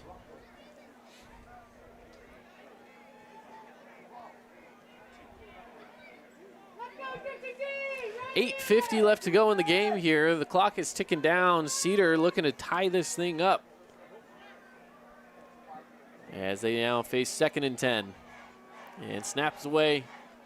Looking to pass deep downfield. It's going to be overthrown, and nearly getting there was Carter Vanlin. That was great coverage by Vanlin. He had inside help, too, that time from Rand Sawyer. I think Dixie's starting to play more for those deep passes. What happened? Got a 1st down out of it. Yeah, it was a 15-yard penalty. Unsportsmanlike, huh? Wow. I was just going to say, maybe they need to go more to those slant routes where they've been able to pick up really nice gains, Cedar has, to try to keep that Dixie defense, honest, and then they can go back to those deeper passes. Sure. So ball at the 47-yard line here on a 1st and 10 for the Reds. Kelling looking to the sideline for the call. Trips up to the far side. Snap is away, and Crenshaw takes the handoff. Pushes forward for a gain of 2.5, maybe 3. Yeah, I like that they're still trying to run the ball, though, Kate, and it keeps the defense honest. And they can't just, rear their ears back and go after the quarterback. So it's a nice job of, keeping them at least at bay that way. But it looks like Sawyer's down. That would be a big loss. It would be a massive loss. And they're yelling out on the field, water, water. So it very well could just be a cramp. Hey, Hurricane getting on the board there, 54-7. Well, good for them. It's in the fourth quarter. They have that running clock situation over there, so that game's gonna move quick as they are late in the fourth quarter out at Hurricane. One positive to come out of today, do you know what it is, Keith? What's that? The Holbrook Asphalt Big Score dessert. First 5 ounces free at Yogurtland. That's right. Nothing wrong with some frozen yogurt after the game at Yogurtland. Head on over and tell them, hey, it's the Big Score dessert from Holbrook Asphalt, and they will take the first 5 ounces off for you. I know I'm going to head that way. Might as well. And it looks like Sawyer's getting up, but he's no need for help off the field. Again, I think it might have just been a little bit of a cramped muscle that they just had to massage out for him, and he should be back on his way here shortly. Well, that would be a big loss if he wasn't able to go for him. Looks like they're going to check him out on the sideline here and make sure there's nothing else wrong.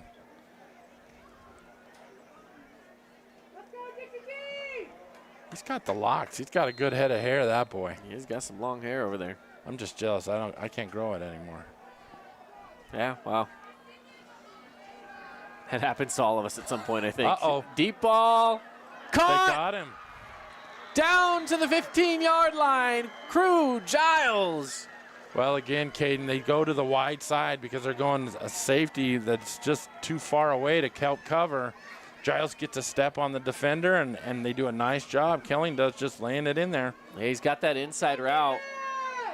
Goes one-on-one coverage as Ammon York takes the out route, and Giles continues onward. Dixie just hasn't quite adjusted to that play on the wide side of the field. 1st and 10 inside the Cache Valley Bank red zone. Cache Valley Bank mountains await as Crenshaw moves forward for a gain of 4. Well, that's a nice, tough run off the right side. Looks like number 52 for Dixie lost the helmet, so he's got to come off. That's Brian Cherry. But again, Cedar doing a nice job mixing up the run with the pass, keeping that defense home so they can, again, peel their ears back to come after them. They're just keeping them off balance.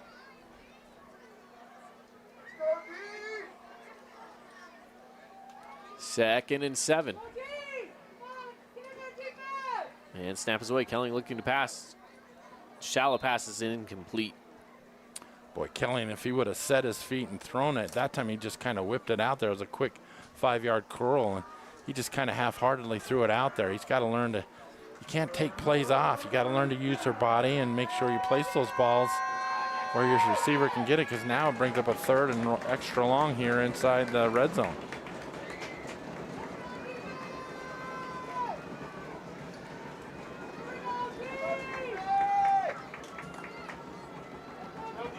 The Reds are looking for the opportunity to try to tie this game up, push it into overtime. Okay. Or maybe not even push it into overtime. Maybe they can still find a way to pull it out. Yeah. It's Kelling looking to the end zone. What a He catch. got it! Are you kidding me? He got it! Traden Elliott. Just took it away from him, Caden. Now, he just maneuvered around the receiver or the defender. Yeah, that was number 9. It in. Austin Eldridge was right there on the coverage, and he just took it away. I mean, and the thing is, Caden, Kelling's arm got hit as he threw it. It wasn't the prettiest pass, that's for sure. Elliott just wanted it that much more. And again, I'm with you. I thought that was extremely underthrown, but yeah, he maneuvered and it played some defense there. Played some defense on his own ball. And now we find ourselves in a tied ball game, 28 apiece after the Findlay Subaru extra point is good. This has become a ball game, folks. 28-28 here on the Fan Sports Network. Don't go anywhere with 6:48 left to play. Adams Wealth Advisory is a financial planning firm that is combined with an investment firm to provide the best possible outcomes for our clients. I always believe if you're intentional with your financial plan, things are going to work out really well for you. Visit AdamsWealthAdvisors.com or call 752-1702 to schedule a time with an advisor today. Create your own relaxing, comfortable space. Boulevard Home offers the guaranteed best prices on furniture, appliances, mattresses, and more. And buy with no interest financing. Shop Boulevard Home, because home is who we are. We are all tied up. 6:48 left to play as the Reds get ready to kick this one back to the Flyers. Back to receive this is Lucido Bennett and Rand Sawyer. Sawyer back out on the field after going down with a what looked to just be a solid cramp, and they'll pooch kick this one. Fair catch. Ooh, he had to dive on top of it after he dropped it. Boy, that was almost disaster right there for you're a Flyer fan. You call for a fair catch, and it goes right through the wickets. Yeah. We got ourselves a flag out there on the field as well. I think you're going to get a hit on number 55. Yep. Blindside block against the receiving team, and it'll push it back. I'll give the credit to the Cedar Red person who got hit. He didn't get up and try to fight it or anything. He just got up and walked off. But yeah, he was happy taking the hit and continued on his way. Yeah. That call was on Noah Russell, number 55, on the kickoff team. So, and that's a tougher break right here for the Flyers, because now their field gets shortened from near the 30 all the way back to the 15. Yeah, it's a huge penalty. Yeah, well, it should have been on the 30, I should say, yeah, if they're putting it right on the 15. So Flyers get started here on a 1st and 10. Out route to Barchi. They like that play. Well, we've seen that about probably a half dozen times, maybe 9 times tonight. Again, it's just quick 5-yard out. They're taking the yards, getting a little yak yard after, and just trying to set up that next big play. If you're Cedar, you can't be sucked into that little play and get burned over the top. They got to keep a safety back. And for them, I mean, again, they went out of bounds with it, so they're eating a little clock at a time. But if I'm them, I actually want to eat a little more. Sawyer takes this one on a sweep across. He gets hit and taken. No, nearly. I thought he was taken down. He continues to move. Yeah, that was over to just 35. Sheer determination that time by Sawyer, number 15 for Cedar. That was Jake Story. Had him wrapped up, but he just kept those feet moving and broke out of it. Yeah, I thought he had it. I thought he was down, but you're right, Jake Story.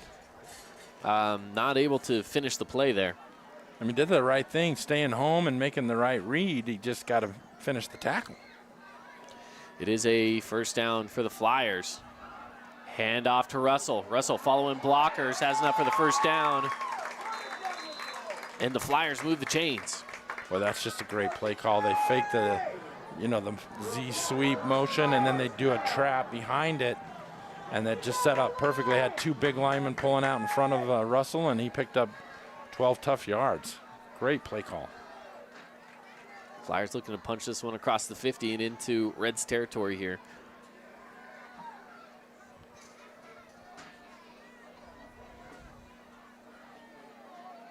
And it's a handoff. This time it's Junior Coughlin.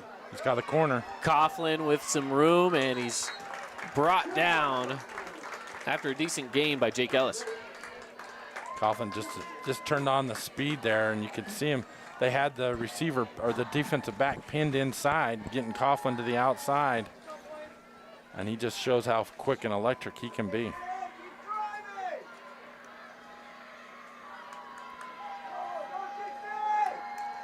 Second down, clock ticking down. It's 5:10 left to go here in the 4th quarter.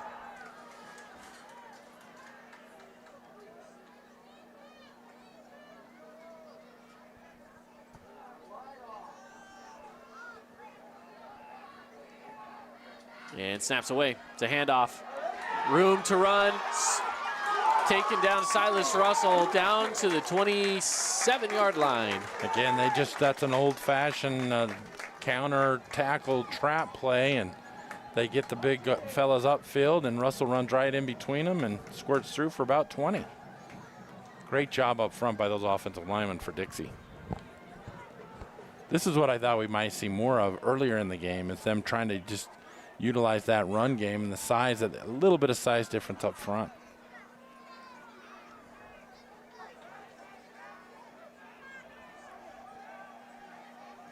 And moving forward with it again is Russell. Yeah, he picked up about 6 yards. Again, they faked the Z motion sweep and have Russell come in behind him. And looks like we got a Cedar Red who's down again.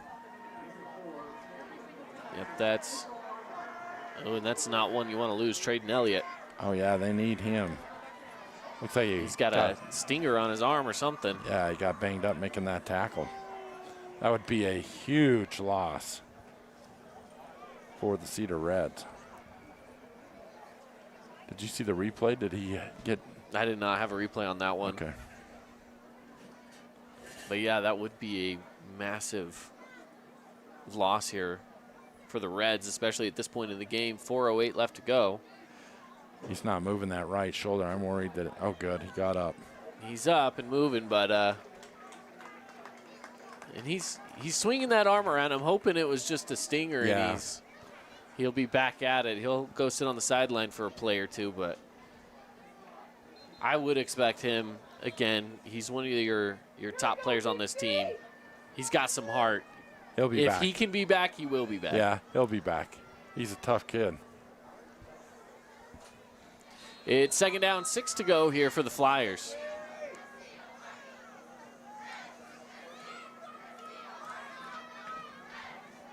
A lot of motion as Silas Russell again on the handoff. Tries to follow some blockers through. He gets enough for a 1st down. Well, again, they run that same counter motion that they've had such success on this drive, and Russell does a nice job. This time he cuts it back inside because the hole opened up there and picked up the 1st down, and they're inside the Cache Valley Bank red zone. And another gain up the middle. Makes it 2nd and 5. Dixie doing a really nice job picking up big yardage on 1st down. I mean, the clock's all the way down to 3:25. Well, the good thing about Dixie right now, you're well within field goal range. Just keep running the ball, keep running some time off the clock. Worst case scenario, kick a field goal, and at least you're up a score. Yeah, absolutely. And again, they try to go through, but the defense saw it coming. They read it perfectly. Jake Ellis again slipping through and taking him down. Well, they sent Ellis that time on a designed blitz, and he blitzed off to the left side where the hole opened up and did a nice job stopping him for a loss. So this is a big down, Caden. 3rd down. If you're a Cedar Red fan, you need a stop here so you can get the ball back.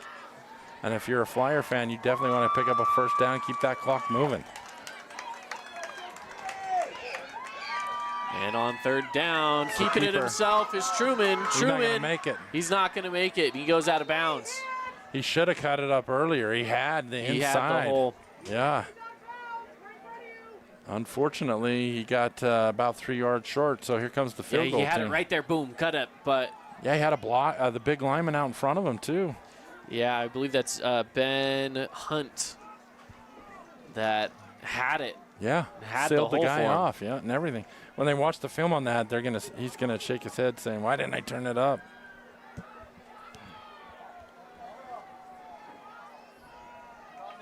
Yeah, and on 4th down, it's the field goal unit out there. Viviano Vargas. It looks like he's got it, and he does. So the Flyers move up 31-28. With 2:28 left to go, the Reds will take over after the kickoff coming up here shortly here on the Fan Sports Network. Don't go anywhere.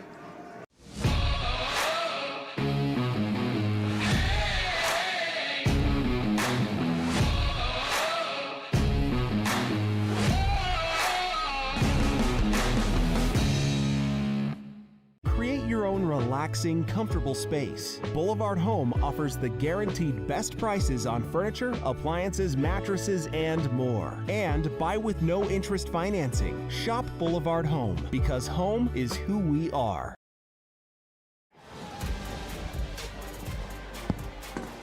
.228 on the clock here in the fourth quarter. The Dixie Flyers take the lead after the field goal, 31-28 on the Wilkinson's House of Lighting scoreboard. Well, Caden, there's a couple of positives you can take from that. Cedar did a nice job when they got inside the red zone, stiffening up that defense, holding them to just the field goal. And if you're Dixie, you took 4 minutes away from off the clock, and now you throw it over to the hands of your defense and tell them to hang on to it. And this red offense, again, will take on over at the 20-yard line. Yeah, this is becoming a game here with 2:28 left to play.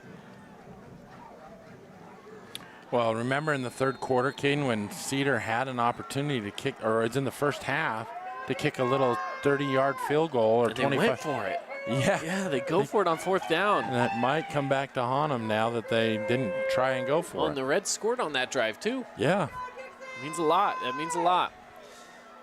And remember, look at the timeout. Cedar has 3. And he dropped it. He picks it back up again. And he runs with it. He's got room. Gets out of bounds. Goes out of bounds My as well. Goodness. Saved the play. He's lucky he didn't kneel down to pick up the ball too, Caden, because he kind of bobbled it for a minute, but then he shot through there. Got 7 yards on the play. Kelling did. Great pickup. Yeah, they stopped the clock. Well, the clock is still running, so maybe he didn't get out of bounds. The officials must have called it that he was taken down before. On a 2nd and 4 here, he looks to pass, going to the outside, gets Am and York for the first down. Yeah, that's a great play. They do York on a comeback route, goes down about 10, 15 yards, comes back 3, and he hits him right in stride. And the good thing about that play is York's a big target. He hits him right in the numbers, catches it and runs out of bounds, stops the clock at just under 2 minutes. You've really seen Kelling, I think, grow up tonight in this game, Caden. His first quarter was not good. He's looking a lot better. And ever since he got that third pick, it's like the light bulb's gone off. He's starting to throw the ball better. I don't know, he's done a nice job the second quarter till now. Kelling again looking to pass. He's going to go deep. He's got Giles. He's down inside the 40-yard line. Down to the 35, Caden, and we still got 151 left. What a nice touch pass down the sideline. That was a well-placed throw. They got the clock rolling, so you got to get moving here. Yeah, Worst case scenario, you could tie it up and try to go overtime, but of course the Reds, they want to win this one.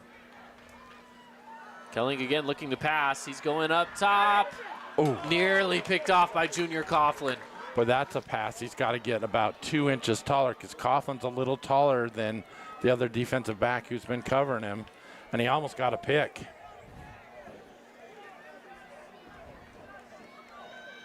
Yeah, see if the replay is able to capture it or not, but again, they go up. Oh, just missed it.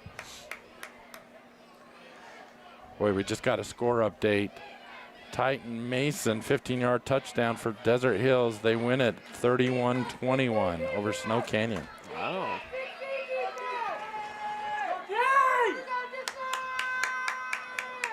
Elliott goes in motion. He takes the handoff, goes to the outside, gains a few yards. Well, that's a nice job by Elliott. He eluded one tackler that would have lost yardage, but he only picked up 2 positive yards there. The home crowd wanting a little hold called, but it wasn't. Bring up a big third down for the Cedar Reds.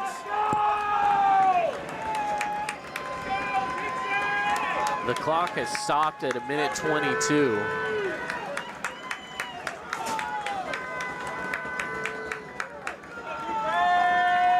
On third down, it's Kelling to pass. He'll go again to the outside. It's caught, but he'll be taken down before he gets to that line to gain. Yeah, inbounds, Caden. That's the key, is he hit Ammon York on the curl route, so he's going to be 2 yards short of that first down. And a timeout is taken. So on this 4th down with the timeout, we will take a timeout ourselves. So the score 31-28. Flyers lead. We'll be back right after this. Did you know that St. George News has a new app? Download the St. George News app today and stay up to date on everything happening in Southern Utah. Get instant notifications on news, weather, sports, and more. Download the app today and get your local news now. We are Utah's financial outfitter, and we're here when it's time for your business to climb higher. Cass Valley Bank, mountains await. Member FDIC, equal housing lender.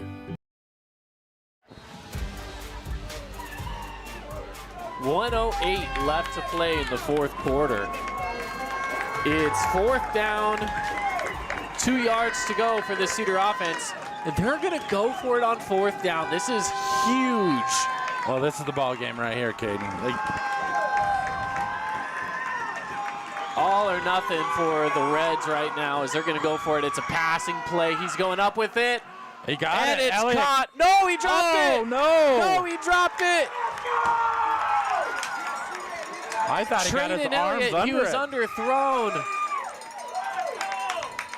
Well, Dixie brought the blitz. They were coming right up the middle, and it looked like Elliott had. Oh, he did drop it. He did Caden. drop it. He had it in his pocket, and he dropped it. Wow. And now at this point, they can only stop the clock once or twice, and so I think this one's all but over.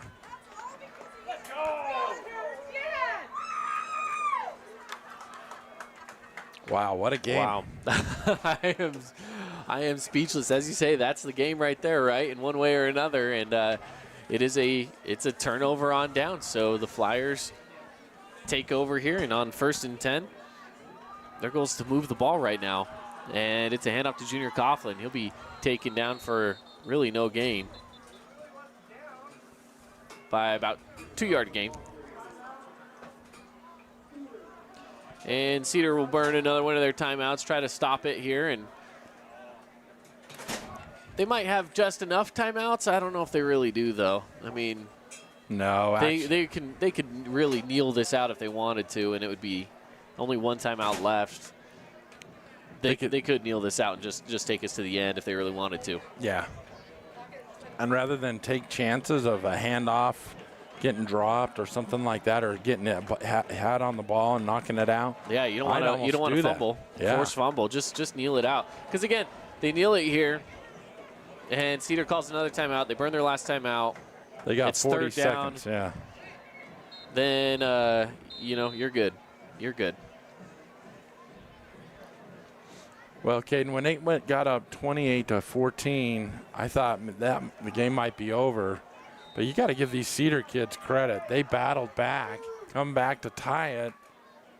Just a great effort. It's Silas Russell. And he's got the 1st down and more, and that'll end it there. Well, the best part about that is Russell didn't run out of bounds. He stayed in bounds, which keeps the clock moving once they set the chains, and that'll all but do it now. Yeah, and now they'll set up to take the knee.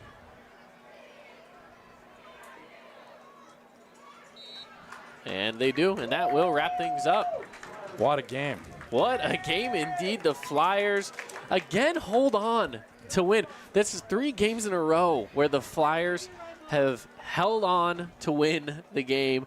Maybe it's coming from behind. In this case, it was holding on to the lead. Either way, they've found a way to win, and they win just barely. 3 games in a row. But you know what? All that matters is a win is a win. Win is a win, and the nice thing is for Dixie, they've guaranteed themselves to be either 1st or 2nd in the region with the victory. That's true. And a guaranteed home playoff spot. If it comes down, to the playoff seeding, usually the first 2 people in the top seeds in the region get a home spot. This is a team of underdogs over here for the Flyers, and they have continued to win over and over and over again in region play. Again, they've beat the Thunder. They beat the Reds. They've beat the Panthers. They continue on winning game after game, and they will continue to play some football again, of course, next week. And we'll talk more about that throughout the week. But coming up next, it's our Johnson Pediatric Dentistry post-game show. Stick around right after this. We'll be back where the Flyers win the game 31-28. Relatives coming to visit, not enough room, or maybe you're looking to host a family reunion and need a house with a pool. Well, Red Rock Vacation Rentals has got you covered. From 2-bedroom condos to 10-bedroom luxury homes, they truly have something for everyone. Plan your perfect getaway or staycation. Visit St. George, Utah, vacationrentals.com. When it comes to your child's teeth, Dr. Cody and his experienced staff at Johnson Pediatric Dentistry are game changers. So when it comes to checkups, a toothache, or any problem with your kid's teeth, call experienced veteran Dr. Cody Johnson at Johnson Pediatric Dentistry, 628-0511. Final score 31-28. The Flyers get the win at home. And they continue on with their winning streak right now. The Flyers are looking good. Yeah, 4-0 in region now. And, you know, it like we said before the break, guaranteed either first or second in region. That's a great year. When you start out the year, you have goals that you set as a team. And, you know, one of them is a region championship. And they're in line and have every opportunity to fight for that. Absolutely. Well, let's get on into it. Our Johnson Pediatric Dentistry post-game show here where, again, the Flyers win. Let's talk about our awards here tonight. And starting things off, let's go with our Mountainland Supply Defensive Play of the Game. Mountainland Supply featuring Bryant, Southern Utah's premier heating and cooling systems for your home or commercial property. Now, let's talk about it. Defensive Play of the Games. I don't know if there's a singular one to choose from, but I will say those 3 picks from Dixie in the first half, every single one of them just stopping Cedar in their tracks. I know Dixie didn't capitalize on all of them, but what would this game had looked like without them? Absolutely, and those are the key ones. I mean, in that first quarter when when those took place, and you know, because it was a completely different ball game from the second quarter to the end. If it wasn't for those 3 picks, Cedar would have came out on top. Yeah, absolutely. So for me, defensive plays of the game right there. Looking at our, let's look at our Appliance Wholesalers Plus Playmaker Play of the game. This is tough. There's a lot of them. You know, and there are so many great plays. Is it the Junior Coughlin touchdown to get things started, the 67-yarder to start off the scoring for the Flyers? I mean, how many big plays have we seen here tonight?